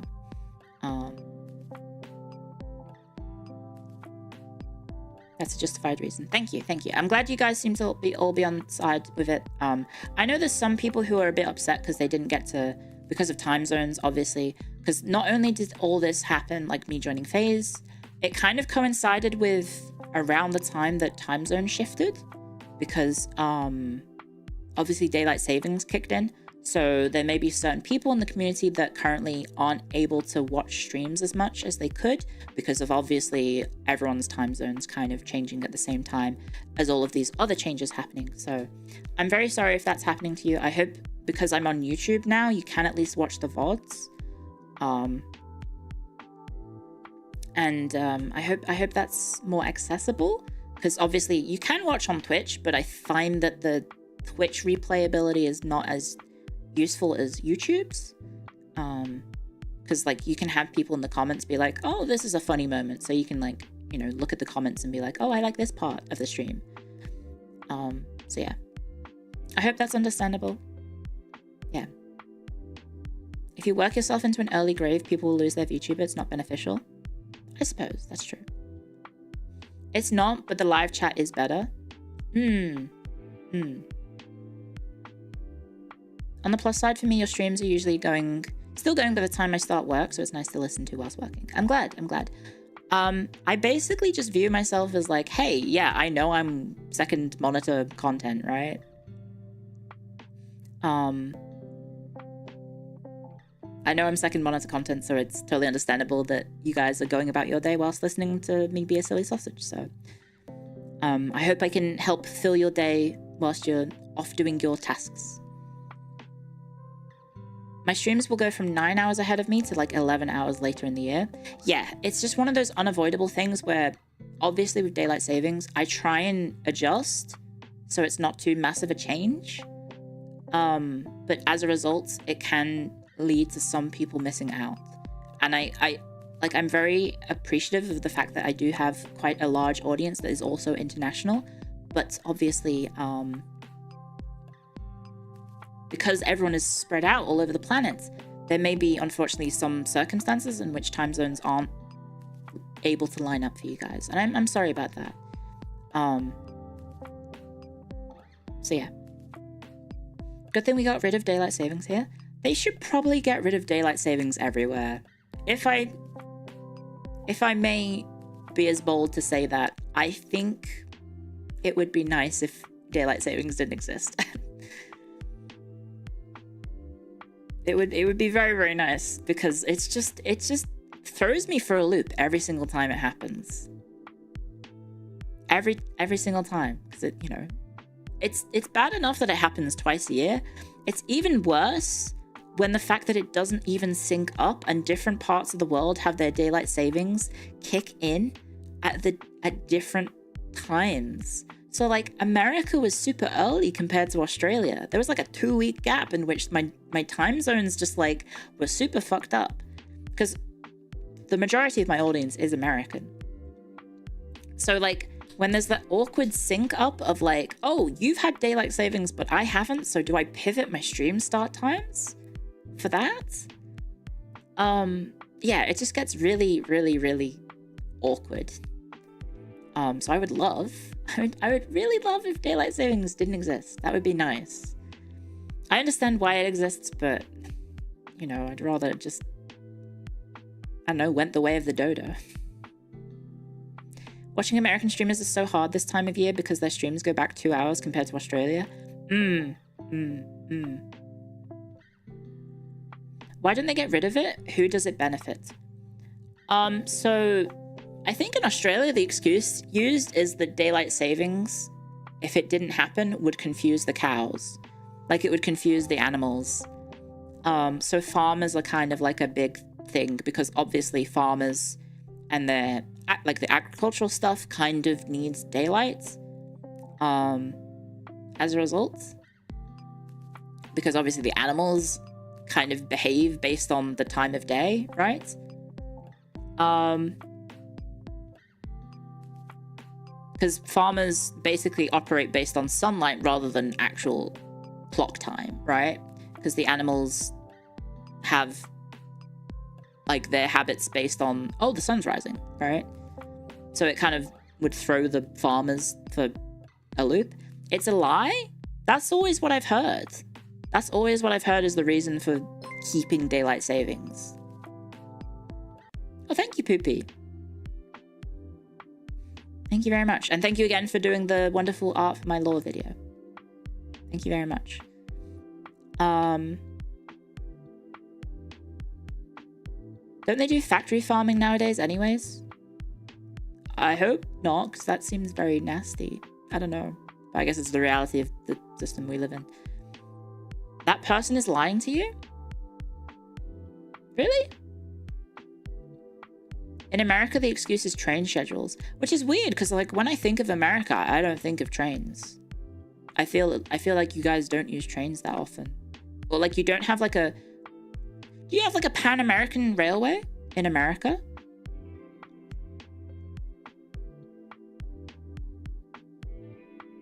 That's the old reason. There's a lot of freight trains. Oh, okay. I mean that makes sense, right? You'd need freight trains. We did, yeah, because that's one of the things, like living in Australia has pretty huge train network, and it's getting expanded on. I think they're trying to connect Melbourne to Brisbane or something. I don't know if that is still happening. But yeah, they basically have like all of the major coastline is all connected via a massive train network, which is cool. And then you hear about America and it's like, oh, you can't, like, how hard is it to get a train from, like, California to New York? Can you? American Rail is 90% commercial. People do not travel by train. Well, there you go. There's my question answered. You can, but it would be slow. Okay. Obviously, America is huge, but also Australia is huge. And you can do trains across, you know, from east to west in Australia. You can do that. It's called the GAN, I think.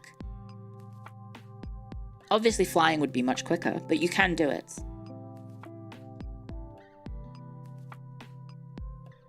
Amtrak is expensive compared to flying as well. You can travel from California to New York. Okay. The center of America isn't a totally inhospitable desert. That's true. Fun fact, we also... Did you know that Australia... people sell us their uranium and then we dump it in the middle of nowhere? Did you know that? When you guys are done with, like, uranium, you sell it to Australia and then it gets put in, like, a middle of nowhere. Because no one will ever get irradiated by it.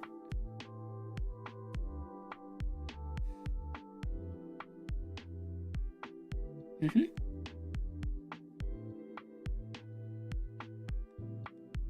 It's like, because the half-life isn't done, right? Because the half-life of uranium is, like, absurd, right?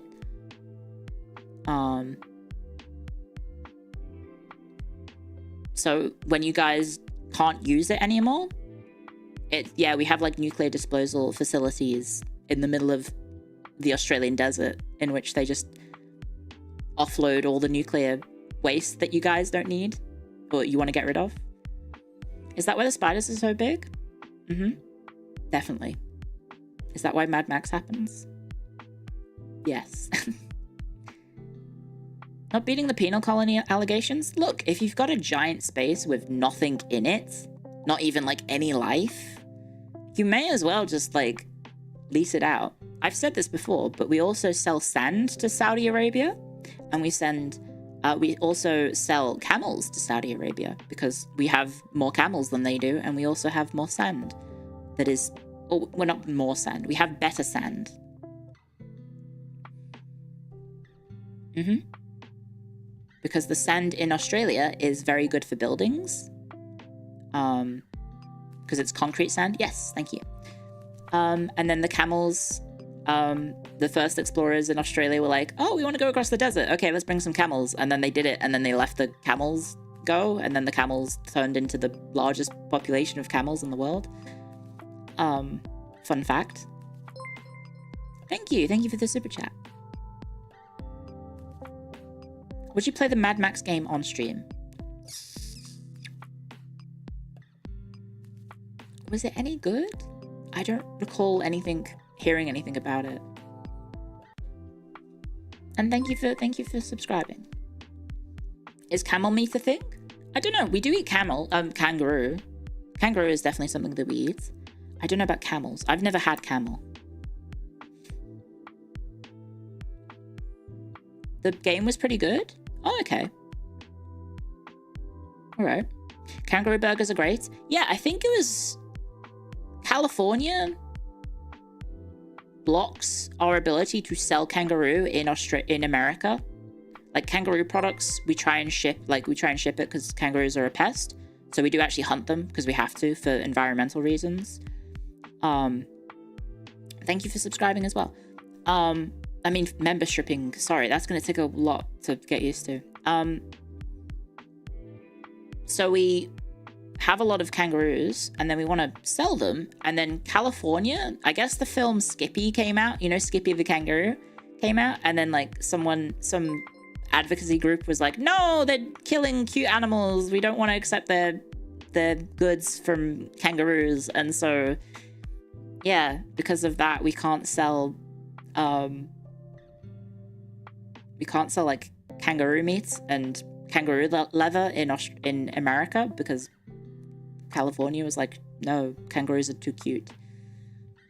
There's probably more to it than that. I'm simplifying the story, but I wouldn't be a streamer if I didn't exaggerate topics. Being accurate? No, we don't do that here. We exaggerate and make things out to be worse than they are. When am I gonna make Sakana eat Vegemite? I should probably eat it first because I've never had it. You guys eat capybaras in Brazil? Damn. Fake Australian? I've never had Vegemite. So growing up, I had Marmite and I hated it. And I was like, well, when I came to Australia, I was just like, don't think I want to have Vegemite. It's basically the same thing. It's not quite, but yeah, I've never had Vegemite.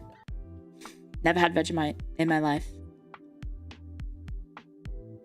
Grabbed EU4 on sale. Gonna try it out for a bit.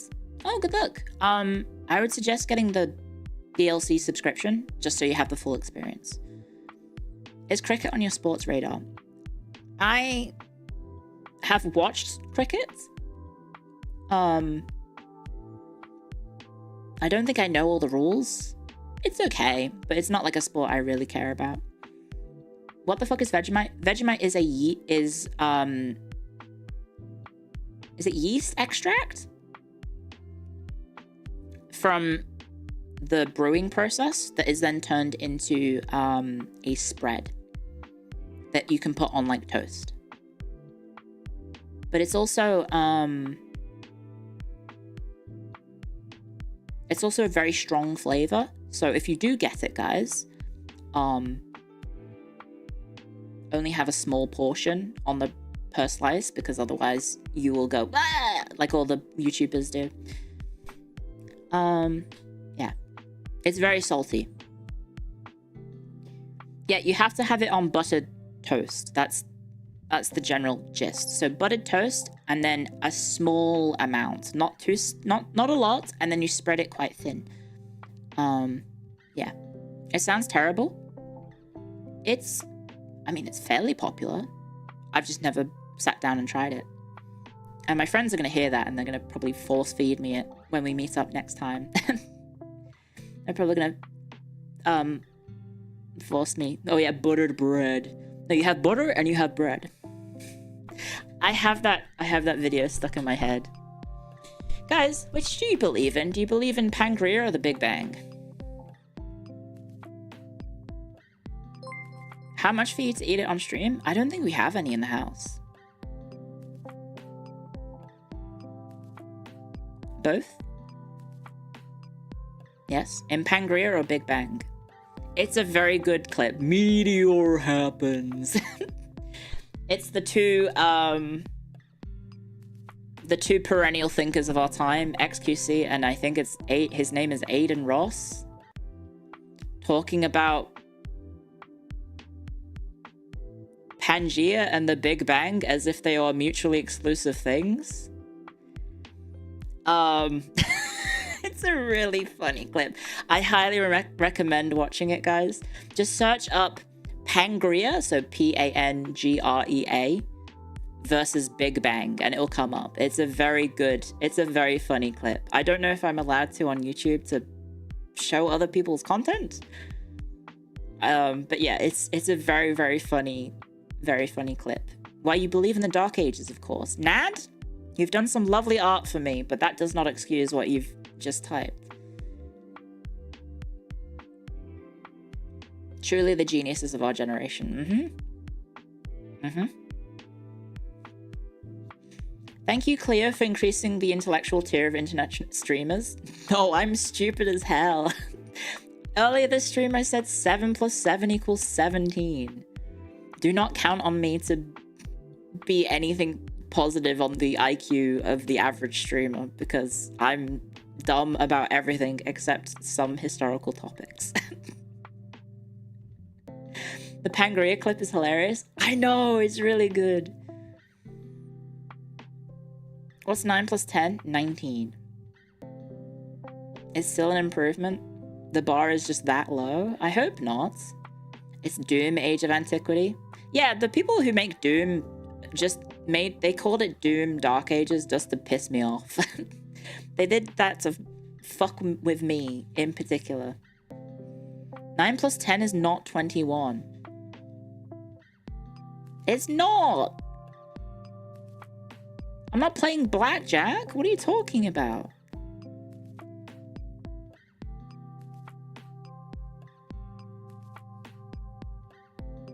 currently playing it. Did it come out today? I think I was supposed to get a sponsorship for that. I guess it's not happening. I guess it's not happening. I think I'm allowed to say that because I'm doing this on YouTube. I thought I was getting a sponsorship for Doom Dark Ages. Did it come out? Oh, pre-orders get it early. 77 plus 33, that's 110.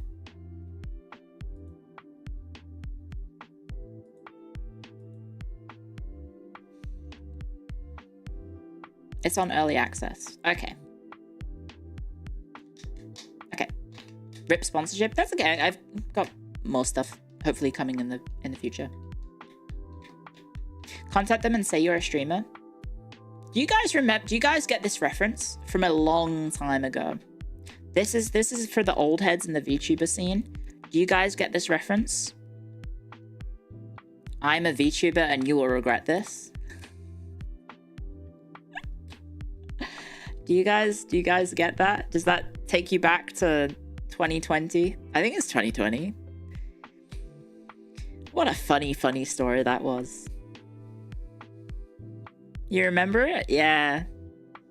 It lives rent free in your mind. It does for me too. Have you watched Vinland Saga? No, I haven't, but I probably should. If you don't get the reference, thank you for the donation as well. Basically 2020 during the VTuber boom, obviously people like Hololive and whatnot sort of happening, and like I guess the rise of indie VTubers. And basically some artist was getting asked to do a commission, right? And the commission person, or the person commissioning them, they remained anonymous, was, I guess, trying to get the artist to work for free, which is always a good, yeah, that's definitely a good move. Yeah, I'll just harass the artist and say, no, I'm not going to pay you. And the line that they finished the meeting after the artist understandably said, no, fuck off, was that they said, I am a VTuber and you will regret this. And so that kind of went a little bit viral back in the day, as if it was some sort of threatening message that would make all artists quake in their boots, that, oh no, the VTuber, they don't want to pay you, they're going to pay you in clouts or exposure.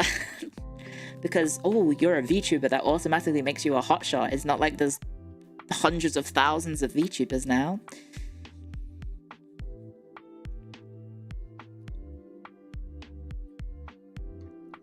You somehow didn't know about that? Well, okay. Yeah, it was just stupid stuff from, like, I want to say it's around the time of, like, Hololive's debut originally, so, like, latter half of 2020 was around that time.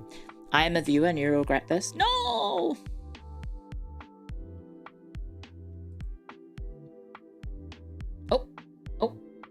Oh no, we're good. We're good. We're all good. You can't believe 2020 was 5 million years ago? Yeah, it was a long time if you think about it, because everything is kind of just all over the place. Have you ever played Kingdom and Castles? No, I have not. Would you still regret this if I was a worm? Ooh. But your name's Frog. How can you be a worm and a frog? It's half a decade ago. See, when you phrase it like that, that does actually make me feel like, oh, ow. When you start phrasing time periods not as years, but as a decade, it's like, okay, that does hurt, actually. I don't know if that has an effect on anyone else. Can we request history topics to yap on? You can. I have topics that I'm going to be doing history lectures on lined up, but when it comes to like future topics, I'll probably be open to suggestions, or if anything comes up, like if a game's coming out that I can maybe use as like a basis for like a lecture. I mean, we could do that. You got turned off of the indie VTubing because of the arrogance of early Western VTuber community, but luckily I came back thanks to FaZe. Well, I'm glad. Although technically we're not indies. I'm no longer an independent VTuber. It feels weird to say that still. It's been like a week and a bit, and technically this has been cooking for a year and a half, almost I mean, 2 years calendar-wise. It's been cooking for so long, but it does still feel weird to not refer to myself as an indie VTuber. I'm now a corpo VTuber. Chat GPT versus true historian pro stream. Well, I mean, I'm not a true historian pro stream. I'm not very good at my job, if I'm going to be honest. If you're not aware, in academia, you do highly specialize the topic that you focus on. So even in your undergrad, you're sometimes being pushed to specialize, and so you don't really have much general knowledge. So for me, at least, my general knowledge of history is actually not the best.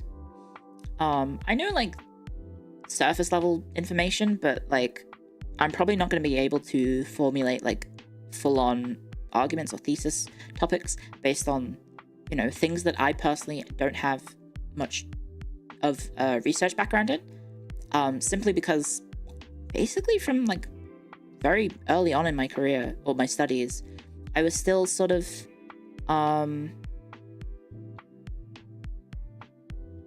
I was still kind of hyper-focused. Do you subscribe to the modernist or traditionalist school of thought regarding the Roman economy? See, that's something I'm talking about right now, where I'm just like, I'm not sure I remember any of the arguments about that, because I don't remember if I ever had to learn that. Like, when I was teaching, I was doing, like, the introduction courses. I was doing stuff like, by the way, this is Sulla. Sulla was a dictator. Blah, blah, blah, blah, blah. Social wars. Blah, blah, blah, blah, blah. Like, not even Sulla's social wars. What was his war? I've forgotten. His war with, I'm blanking. See, this is an example of me, my historical knowledge just being, like, it's like the opposite of a sponge. Marius, thank you. Yes, I should have remembered the Marian reforms. Yes, thank you. Yeah, Marius versus Sulla, blah, blah, blah, blah, blah. Like, when I was teaching, it's very much just, like, introductory topics. So I didn't really need to learn about more of the in-depth stuff. So, yeah. Can you tell cool people, tell us about cool people like Vlad the Impaler? Yes? You should ask Lumi. Lumi loves Vlad the Impaler. I don't know anything about history. I don't know everything about history.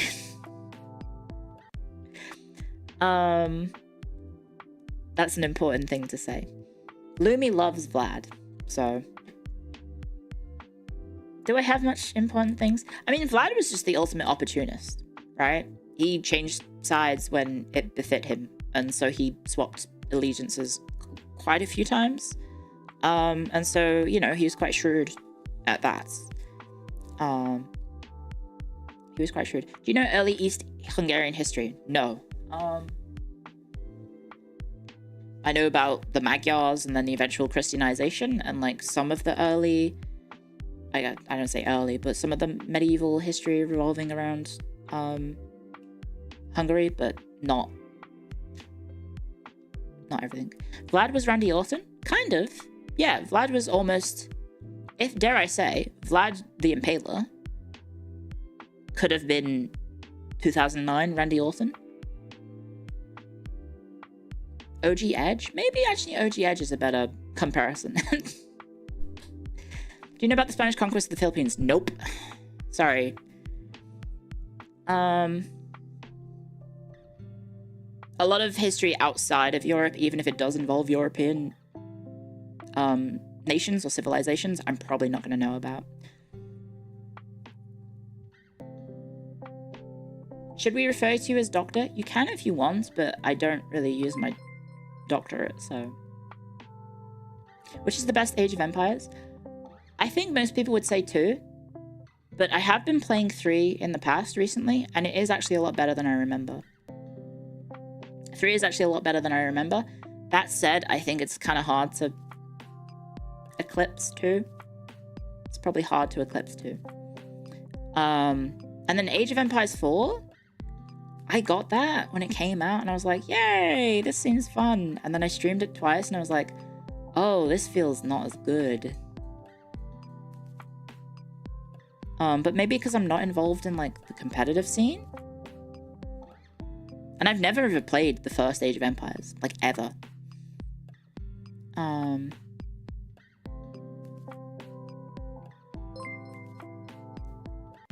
you know about Clovis? I might need to jog my memory a bit about Clovis. I'm also really bad about remembering names and dates, which is like the worst combination for a historian to have, but I've always just been terrible at remembering them.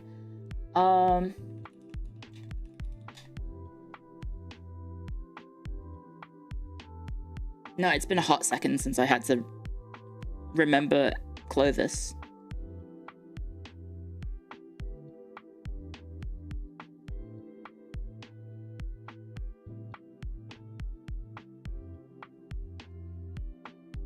What is there to history besides date and names? A lot of analytical approach. So, like, one thing that I do need to say is that when you're talking about... So, historiography is the act of making...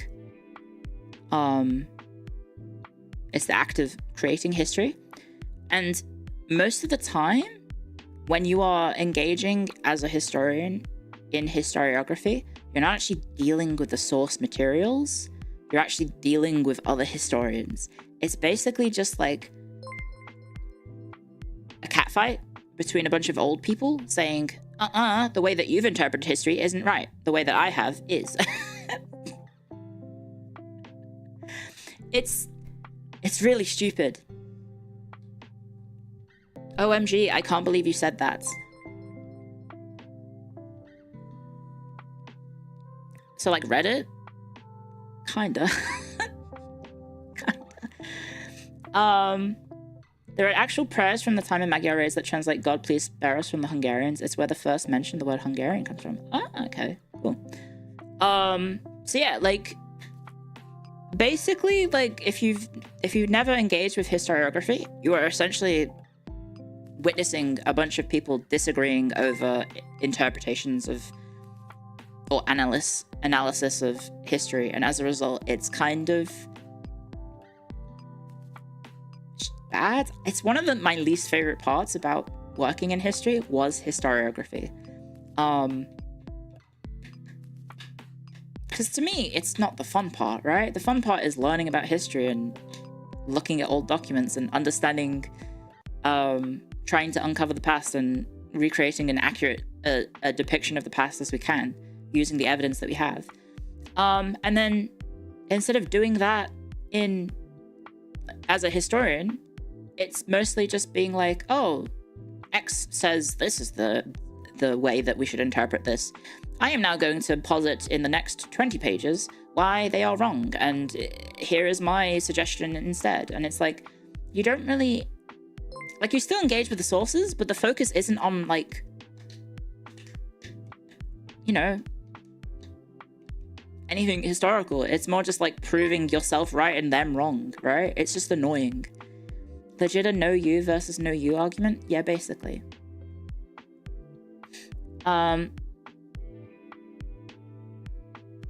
Yeah.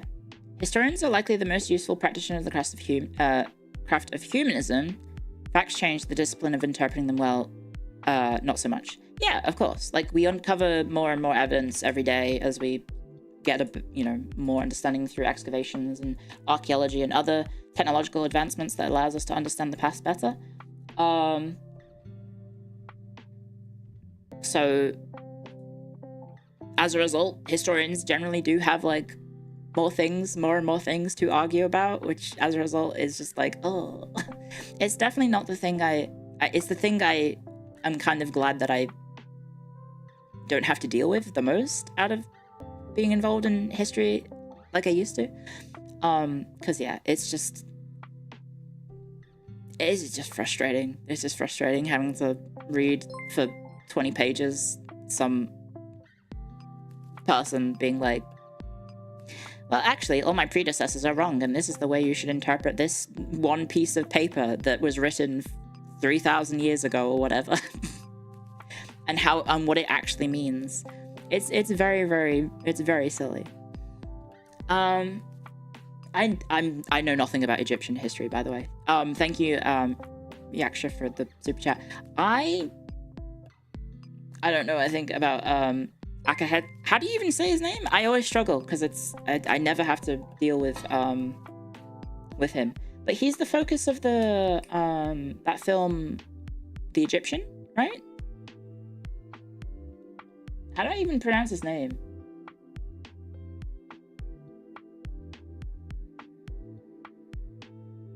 Akhenaten? Akhenaten. Yeah. I've never did it. I'm not an Egyptologist.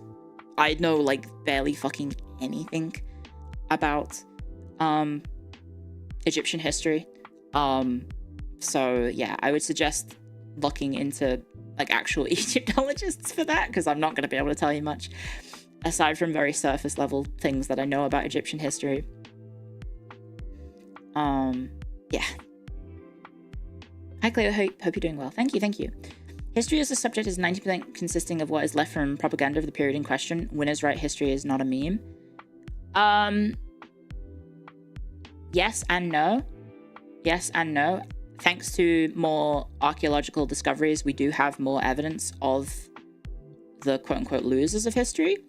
But yes, there is definitely an element of truth to that, but it's not the full picture.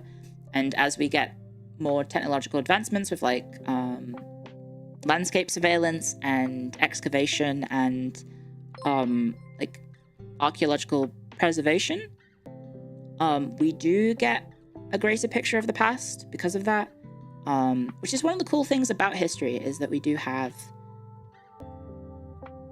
the potential to learn more. It's not necessarily like, that's one of the cool things about history, is that we can constantly rethink and reanalyze the past, because we do have more and more contextual information arising from the fact that we do have more sources available to us every year.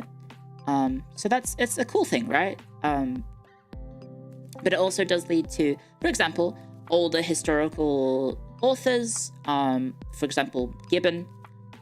Gibbon's works are now, obviously they were very influential in establishing an interest in, for example, Roman history.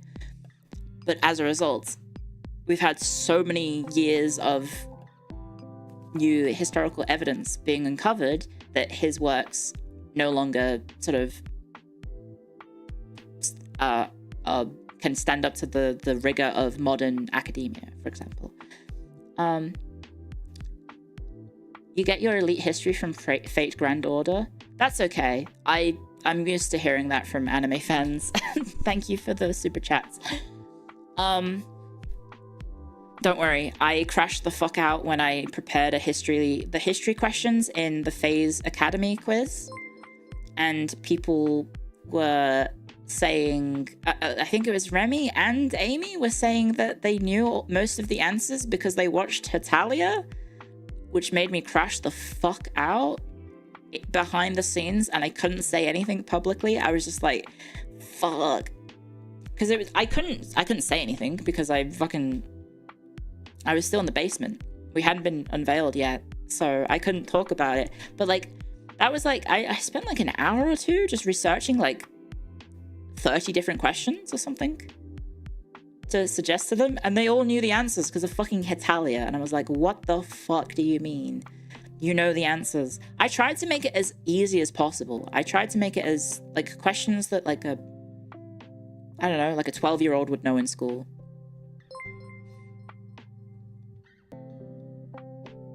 If they were interested in history. Oh, thank you for the super chat, Abacus. Oh, Clio, the great stage of hag history. What new hag knowledge are you illuminating our darkened yet hag-lighten yearning minds this day? I don't know. What have I said anything interesting today that you maybe didn't know about? We've talked about a few topics, and by a few I mean a lot because I keep tangenting from topic to topic. Oh, thank you as well. Thank you very much. What have we talked about? I mentioned that Australia is a uranium waste dumping ground, if you didn't know that.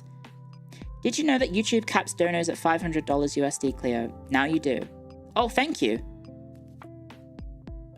I guess I did. Wow. Okay. Thank you for all the donations. That does explain a lot, yes. You got into history through weapons history? Yeah, it's cool. Like, I mean, whatever way you do get into history, I'm glad that you got into it.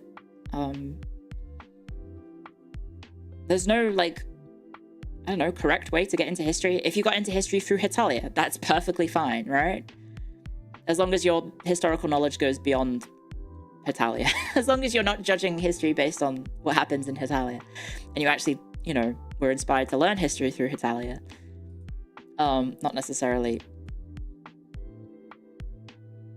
anything, you know, like that. Yeah, I'm dumb as bricks. That's basically it, guys. I do want to preface, like, I am stupid. I don't know everything about history, and there's definitely things I'm gonna get wrong. Like, I think I accidentally said Clovis was Roman earlier. You meant the King of the Franks. Yeah, I just forget things. I'm incredibly forgetful, especially about dates and names. So yeah, there's definitely going to be times in which if you ask me questions, I'm probably going to have to look them up. I probably will need to look them up. So I was the one who misspelled Siddhartha Gautama. I may have. I apologize. As a powerful corpo hagvich. Also, thank you for the super chat. Sorry, my OBS is not letting me scroll down, so I need to use the website. If I hit F5, will this update? It will. Okay, so I can see the questions. If you're given a chance to glance into history for 10 minutes, what part would it be? 10 minutes isn't enough. Nowhere near enough. I don't know.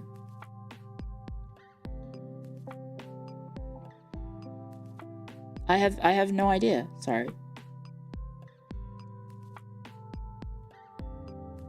Why is historian even a job? Like, bro, just Google. Well, you should ask Google if Marlon Brando is in Heat and see what happens. Wait, let me just see if that still works, or if some Google engineer saw that. Hang on, let me check that one. Is Marlon Brando in Heat? Oh, okay. It's coming up. Oh, yeah. No, Marlon Brando is not in Heat. The phrase likely stems from a humorous, misinterpreted AI-generated search results as seen in some online discussions. Brando, a renowned actor, passed away in 2004, and the term in Heat typically applies to animals, not humans. So they have fixed it. Some little Google technician has gone in and fixed what happens when you search is Marlon Brando in Heat. There you go.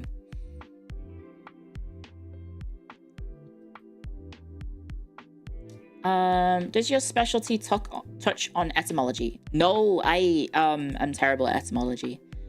I enjoy etymology, but I'm not very good at it. Especially linguistics is definitely, I had to learn some languages for my degrees. I suck at linguistics. I am an EOP. I'm an English-only peasant. You also have a history that was made up. I'm looking at you, Victorian British historians. Yeah, of course. Of course. Lots of a lot of historians out there who kind of just made shit up. I mean, people still do. I saw a video about the Crusades recently, and the sources for the video on the Crusades were 2 sources from this one author who I could not find. It was horrendous. It was this video essay was so bad. This guy had 4 sources for his, I don't know, 20-minute video about the Crusades. And 2 of the sources were from this one quote-unquote historian. I tried to find him, could not find this person in existence at all. I found one of his works, and I looked at it, and it was not peer-reviewed, it was not accredited anywhere. It was just, I think, just someone's own self-published work. And I don't think there was any sort of like actual accreditation or like peer reviewing from any other historians. It was just basically some person's writing about history. And then there was one source that was like, I think a speech, like an actual historical speech. So fair enough, they got the actual source for that. That was a historical source, and they got a primary source for the friggin' talking about history, which, hey, congratulations, you did that. And then the other source, I think, was Wikipedia or something like that, which is not ideal. And then the video featured multiple screenshots of just straight up from Wikipedia. So I was watching the video and I was just like, this is not a very well researched video. And I was just watching it and I was just like, oh god, this sucks. This really sucks. Source, I've decided against the scholarly tradition of citing sources. Yeah, it did seem like they did. So yeah, how common is that in the humanities? If I had someone coming into one of my courses and they cited 4 subjects, one of which, 4 sources, one of which, I mean, half of which were from one author and it wasn't peer reviewed, and if one of the other sources was Wikipedia, that would probably be grounds for an instant fail.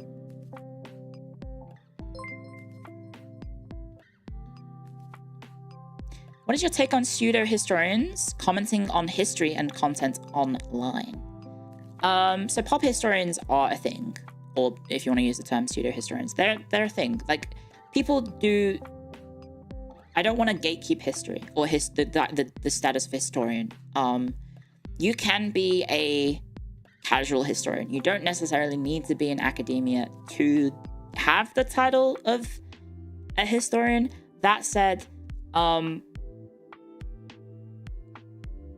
what they focus on with their topics are definitely going to be limited. If you are doing pop history, do remember that you're presenting it in a pop history format. Like, you're not probably going to be taken as seriously as a actual, you know, scholarly historian and historical sources. Because yeah, that's just like not how that works. If your information is coming from places like Wikipedia, from other pop history books, then it's probably going to not hold up to the rigors and standards of traditional academia. Are there any other YouTube historians you watch? No. For the longest time, when I was involved in history and academia, I did not consume any pop history. Because I mean, there's definitely an air of maybe snobbery or elitism. Like, I don't want to... I like, there's no way of me talking about this without sounding elitist. But the vast majority of them were just taking information from Wikipedia and presenting them in an entertaining format, right? There's nothing against that. Like, you can do that as long as you're not trying to pass it off as like you are the authority on a topic, right? If you are just taking snippets from Wikipedia, that's fine. But like, you need to make it abundantly clear that that is all you're doing. How bad is the info in Wikipedia? You have to remember that anyone can edit Wikipedia. It's like fanfiction packaged as a historical source. Not quite. Like, and I do like Wikipedia. Like, Wikipedia is an okay basis for a topic, but if you are approaching like a historical topic, go to Wikipedia. That's fine, right? Get your baseline information of the who, what, where, when, why, etc., etc., etc. If you are wanting to learn more about the topic, go and look up the sources, the actual sources that these Wikipedia pages are pulling from, especially the actual historical sources, the actual contemporary evidence from the time period that you're researching. You need to you need to read that for yourself and also come to your own conclusions about the interpretation of the past, because simply going on Wikipedia and being like, oh, it's something happened because of XYZ, and then presenting that as like historical fact on YouTube is slippery slope.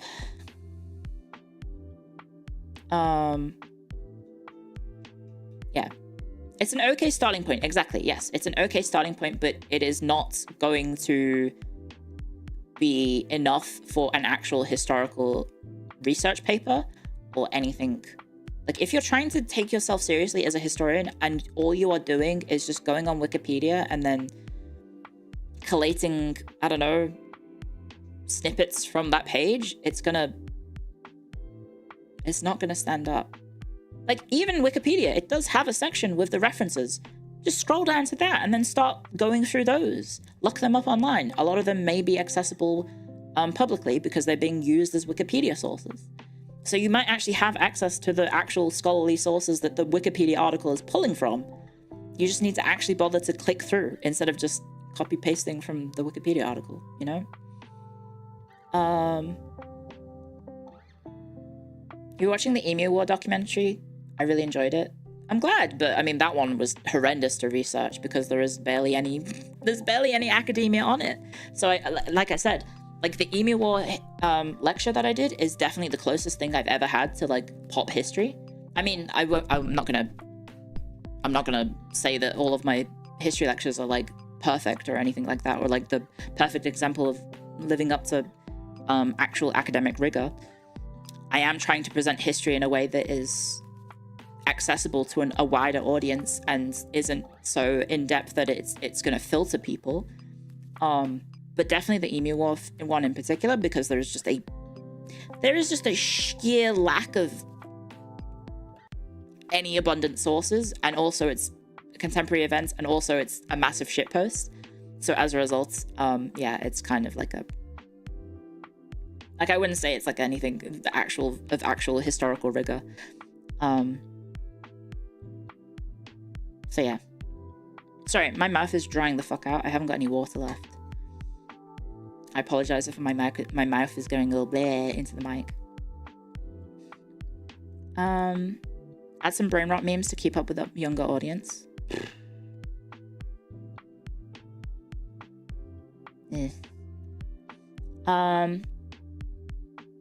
Yeah, so like I thank you for the questions, by the way. It's weird that I now have super chats that I can actually take as questions.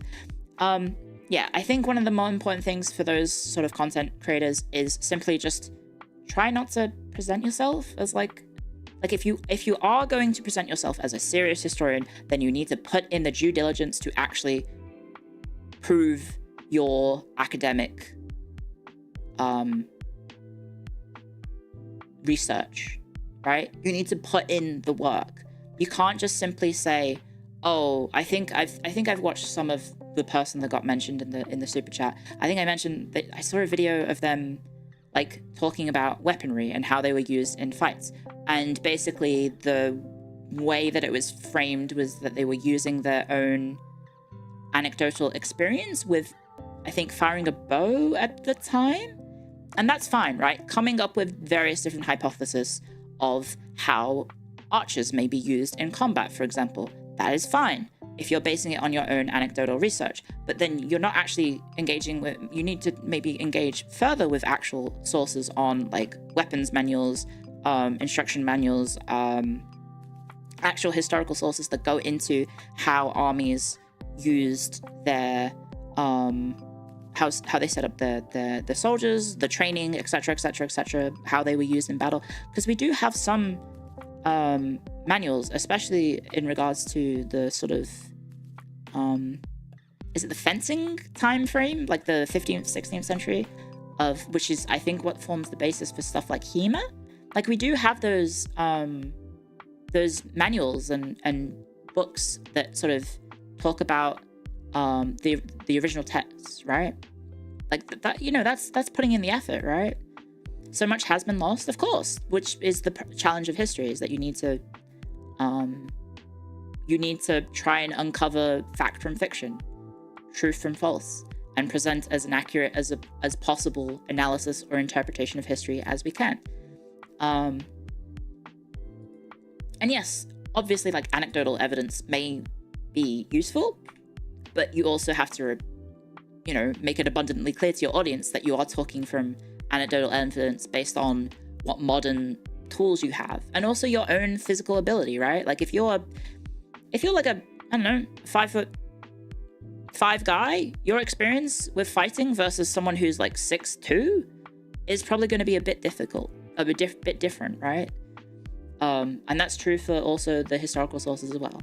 So, you know, like, there's limitations with anecdotal evidence beyond just simply, you know, being something that you have experienced firsthand through, for example, firing a bow, for example. Without real-world tests, you can't really tell how legitimate the sources are. That's true. But we also have to be careful with real-world tests, especially modern real-world tests, because trying to recreate the past based on modern technology, you kind of, you know, you are limited because we, you know, the difference in technological standards between now and then, for example. Obviously, we do have quite a lot of, like, for example, weapon forging techniques that are still the same as they were back then, but, you know.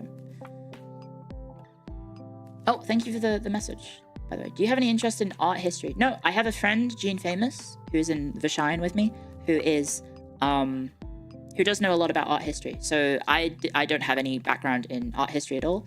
But yeah, I would suggest my friend Gene Famous if you want to ask questions about art history, because she did a degree in it. There you go. My friend Jets. Yes, she prefers the name Jets. She's not an art historian, but she did art history in university, so she's immediately more qualified than I am. Since you mentioned HEMA, opinion on combat sports and LARP. I mean, I think it's a fun spectacle. I wouldn't be able to tell you how accurate it is or anything like that,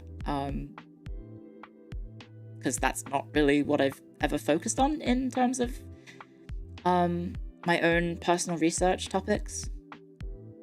So there's a limit to my knowledge, and that would be something I would probably need to look into, sort of like greater sort of analysis from historians who do specialize in those sorts of areas. Have you seen the Kenshi video from the devs? I haven't. I saw the video, but I haven't watched it yet. We're playing Kenshi tomorrow. We could maybe watch it tomorrow.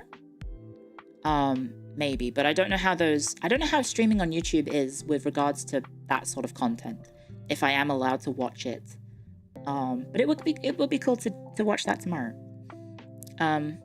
Oh my gosh. Wait, have I been streaming for 3 hours? Almost 3 hours? Oh shit, guys, it's almost 1 a.m. Sorry, you got me yapping about history. You bastards. You got me talking about history, and then I ended up going like an hour over what I was supposed to do. It's your fault. I am shifting the blame somewhat. Sorry, I got too locked in. Will I play Stellaris? Eventually, yes. Dropping in to say hi and hope you're good. Thank you. And you adore my yaps. Thank you very much. Sorry. I'm so sorry to sort of cut it short, but yeah, it's 12:46 a.m. and I do have a stream in 9 hours. I have a stream in 9 hours time, so I probably need to go to bed. I apologize about my inability to answer some questions. It's simply just I don't have all the information for history, so I will try and answer questions if I can, but please be aware that I do have limits on my own knowledge. And I would rather not put my foot in my mouth and, I don't know, ruin my credibility by trying to pretend that I know things about certain things. So yeah, I apologize if I sound, I don't know, disappointing or lame because I can't answer all of your questions. I will try if I can, but there is a limit to my knowledge base, and I am also now, what year is it? It's 2025. I'm 2-ish years removed from, sorry, not limited. I'm 2-ish years removed from being involved in academia. So, I also don't have just the muscle. You know how like knowledge is, your brain is a muscle, right? You have to use it or you lose it. I've spent the last 2 years kind of just streaming full time, so I feel like I am getting dumber, that's for sure. And then also, yeah, I don't have access to as much resources as I used to back then, as I did back when I was still working. So yeah, I apologize if it does come across as disappointing if I do just say I don't know, but I wouldn't want to mislead you guys with topics. And there's, you know, even if there is stuff that I might be familiar with, I might have to look it up. In which case, I will try and make it very blatantly obvious that I just need to double check things because my memory is fucking horrendous. My memory is terrible, and I'm probably not going to remember like certain facts or figures or dates. So yeah. Just sneak back in. Maybe. You miss having free access to journals? Yeah, me too. Me too. So yeah, thank you for coming, guys. I hope you enjoyed this little small chat. Short stream today, but yeah, it is quite late. And thank you for joining. Thank you for subscribing as well, guys. I hope you have enjoyed today's stream. I hope you've enjoyed today's small stream. Oh, the book's in my face. Sorry, let me move to the side.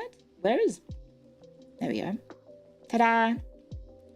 Thank you. I tried to read as many messages as I could, but I'm trying to balance like the people who are donating versus all the people who are just chatting. Research is the field of academic peer review, and how the biases in academic peer review are used to maintain the current academic status quo, and how those who goes against the academic status quo are blacklisted as heretics. That can happen, yes. And thank you for subscribing. Thank you, Jordan. And thank you for the donation. Oh, did we hit 35k? Wait, did it happen?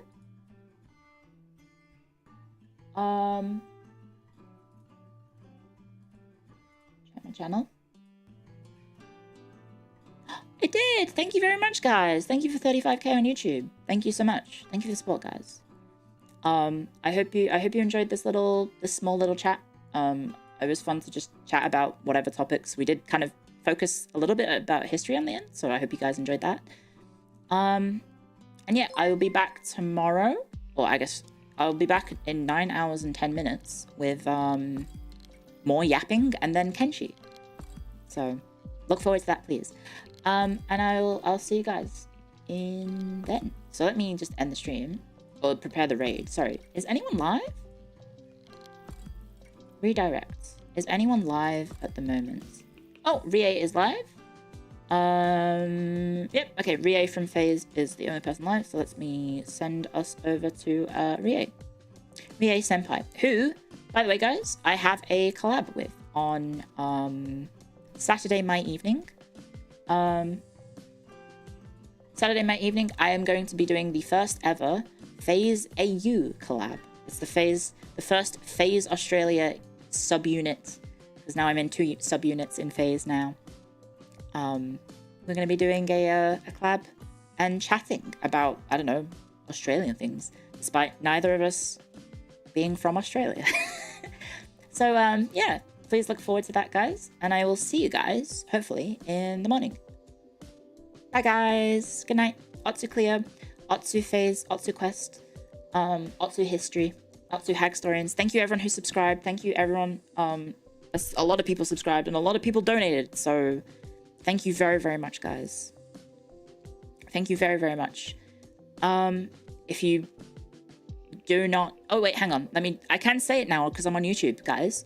Thank you to all the lurkers, chatters, raiders, subscribers, donators, gifters, and everyone who showed up. Thank you very, very much, guys. See you later, IT Gator. In a while. Clear dial. Good night, guys. Nerd, nerd. Nerd, nerd, nerd. Nerd, nerd, nerd. Nerd, nerd, nerd, nerd, nerd, nerd, nerd. This is my going to bed song. Good night, guys. Lots of Clio. Good night. Nerd, nerd. Oh. Thank you very much. Last super. Thank you. Thank you very much. Good night.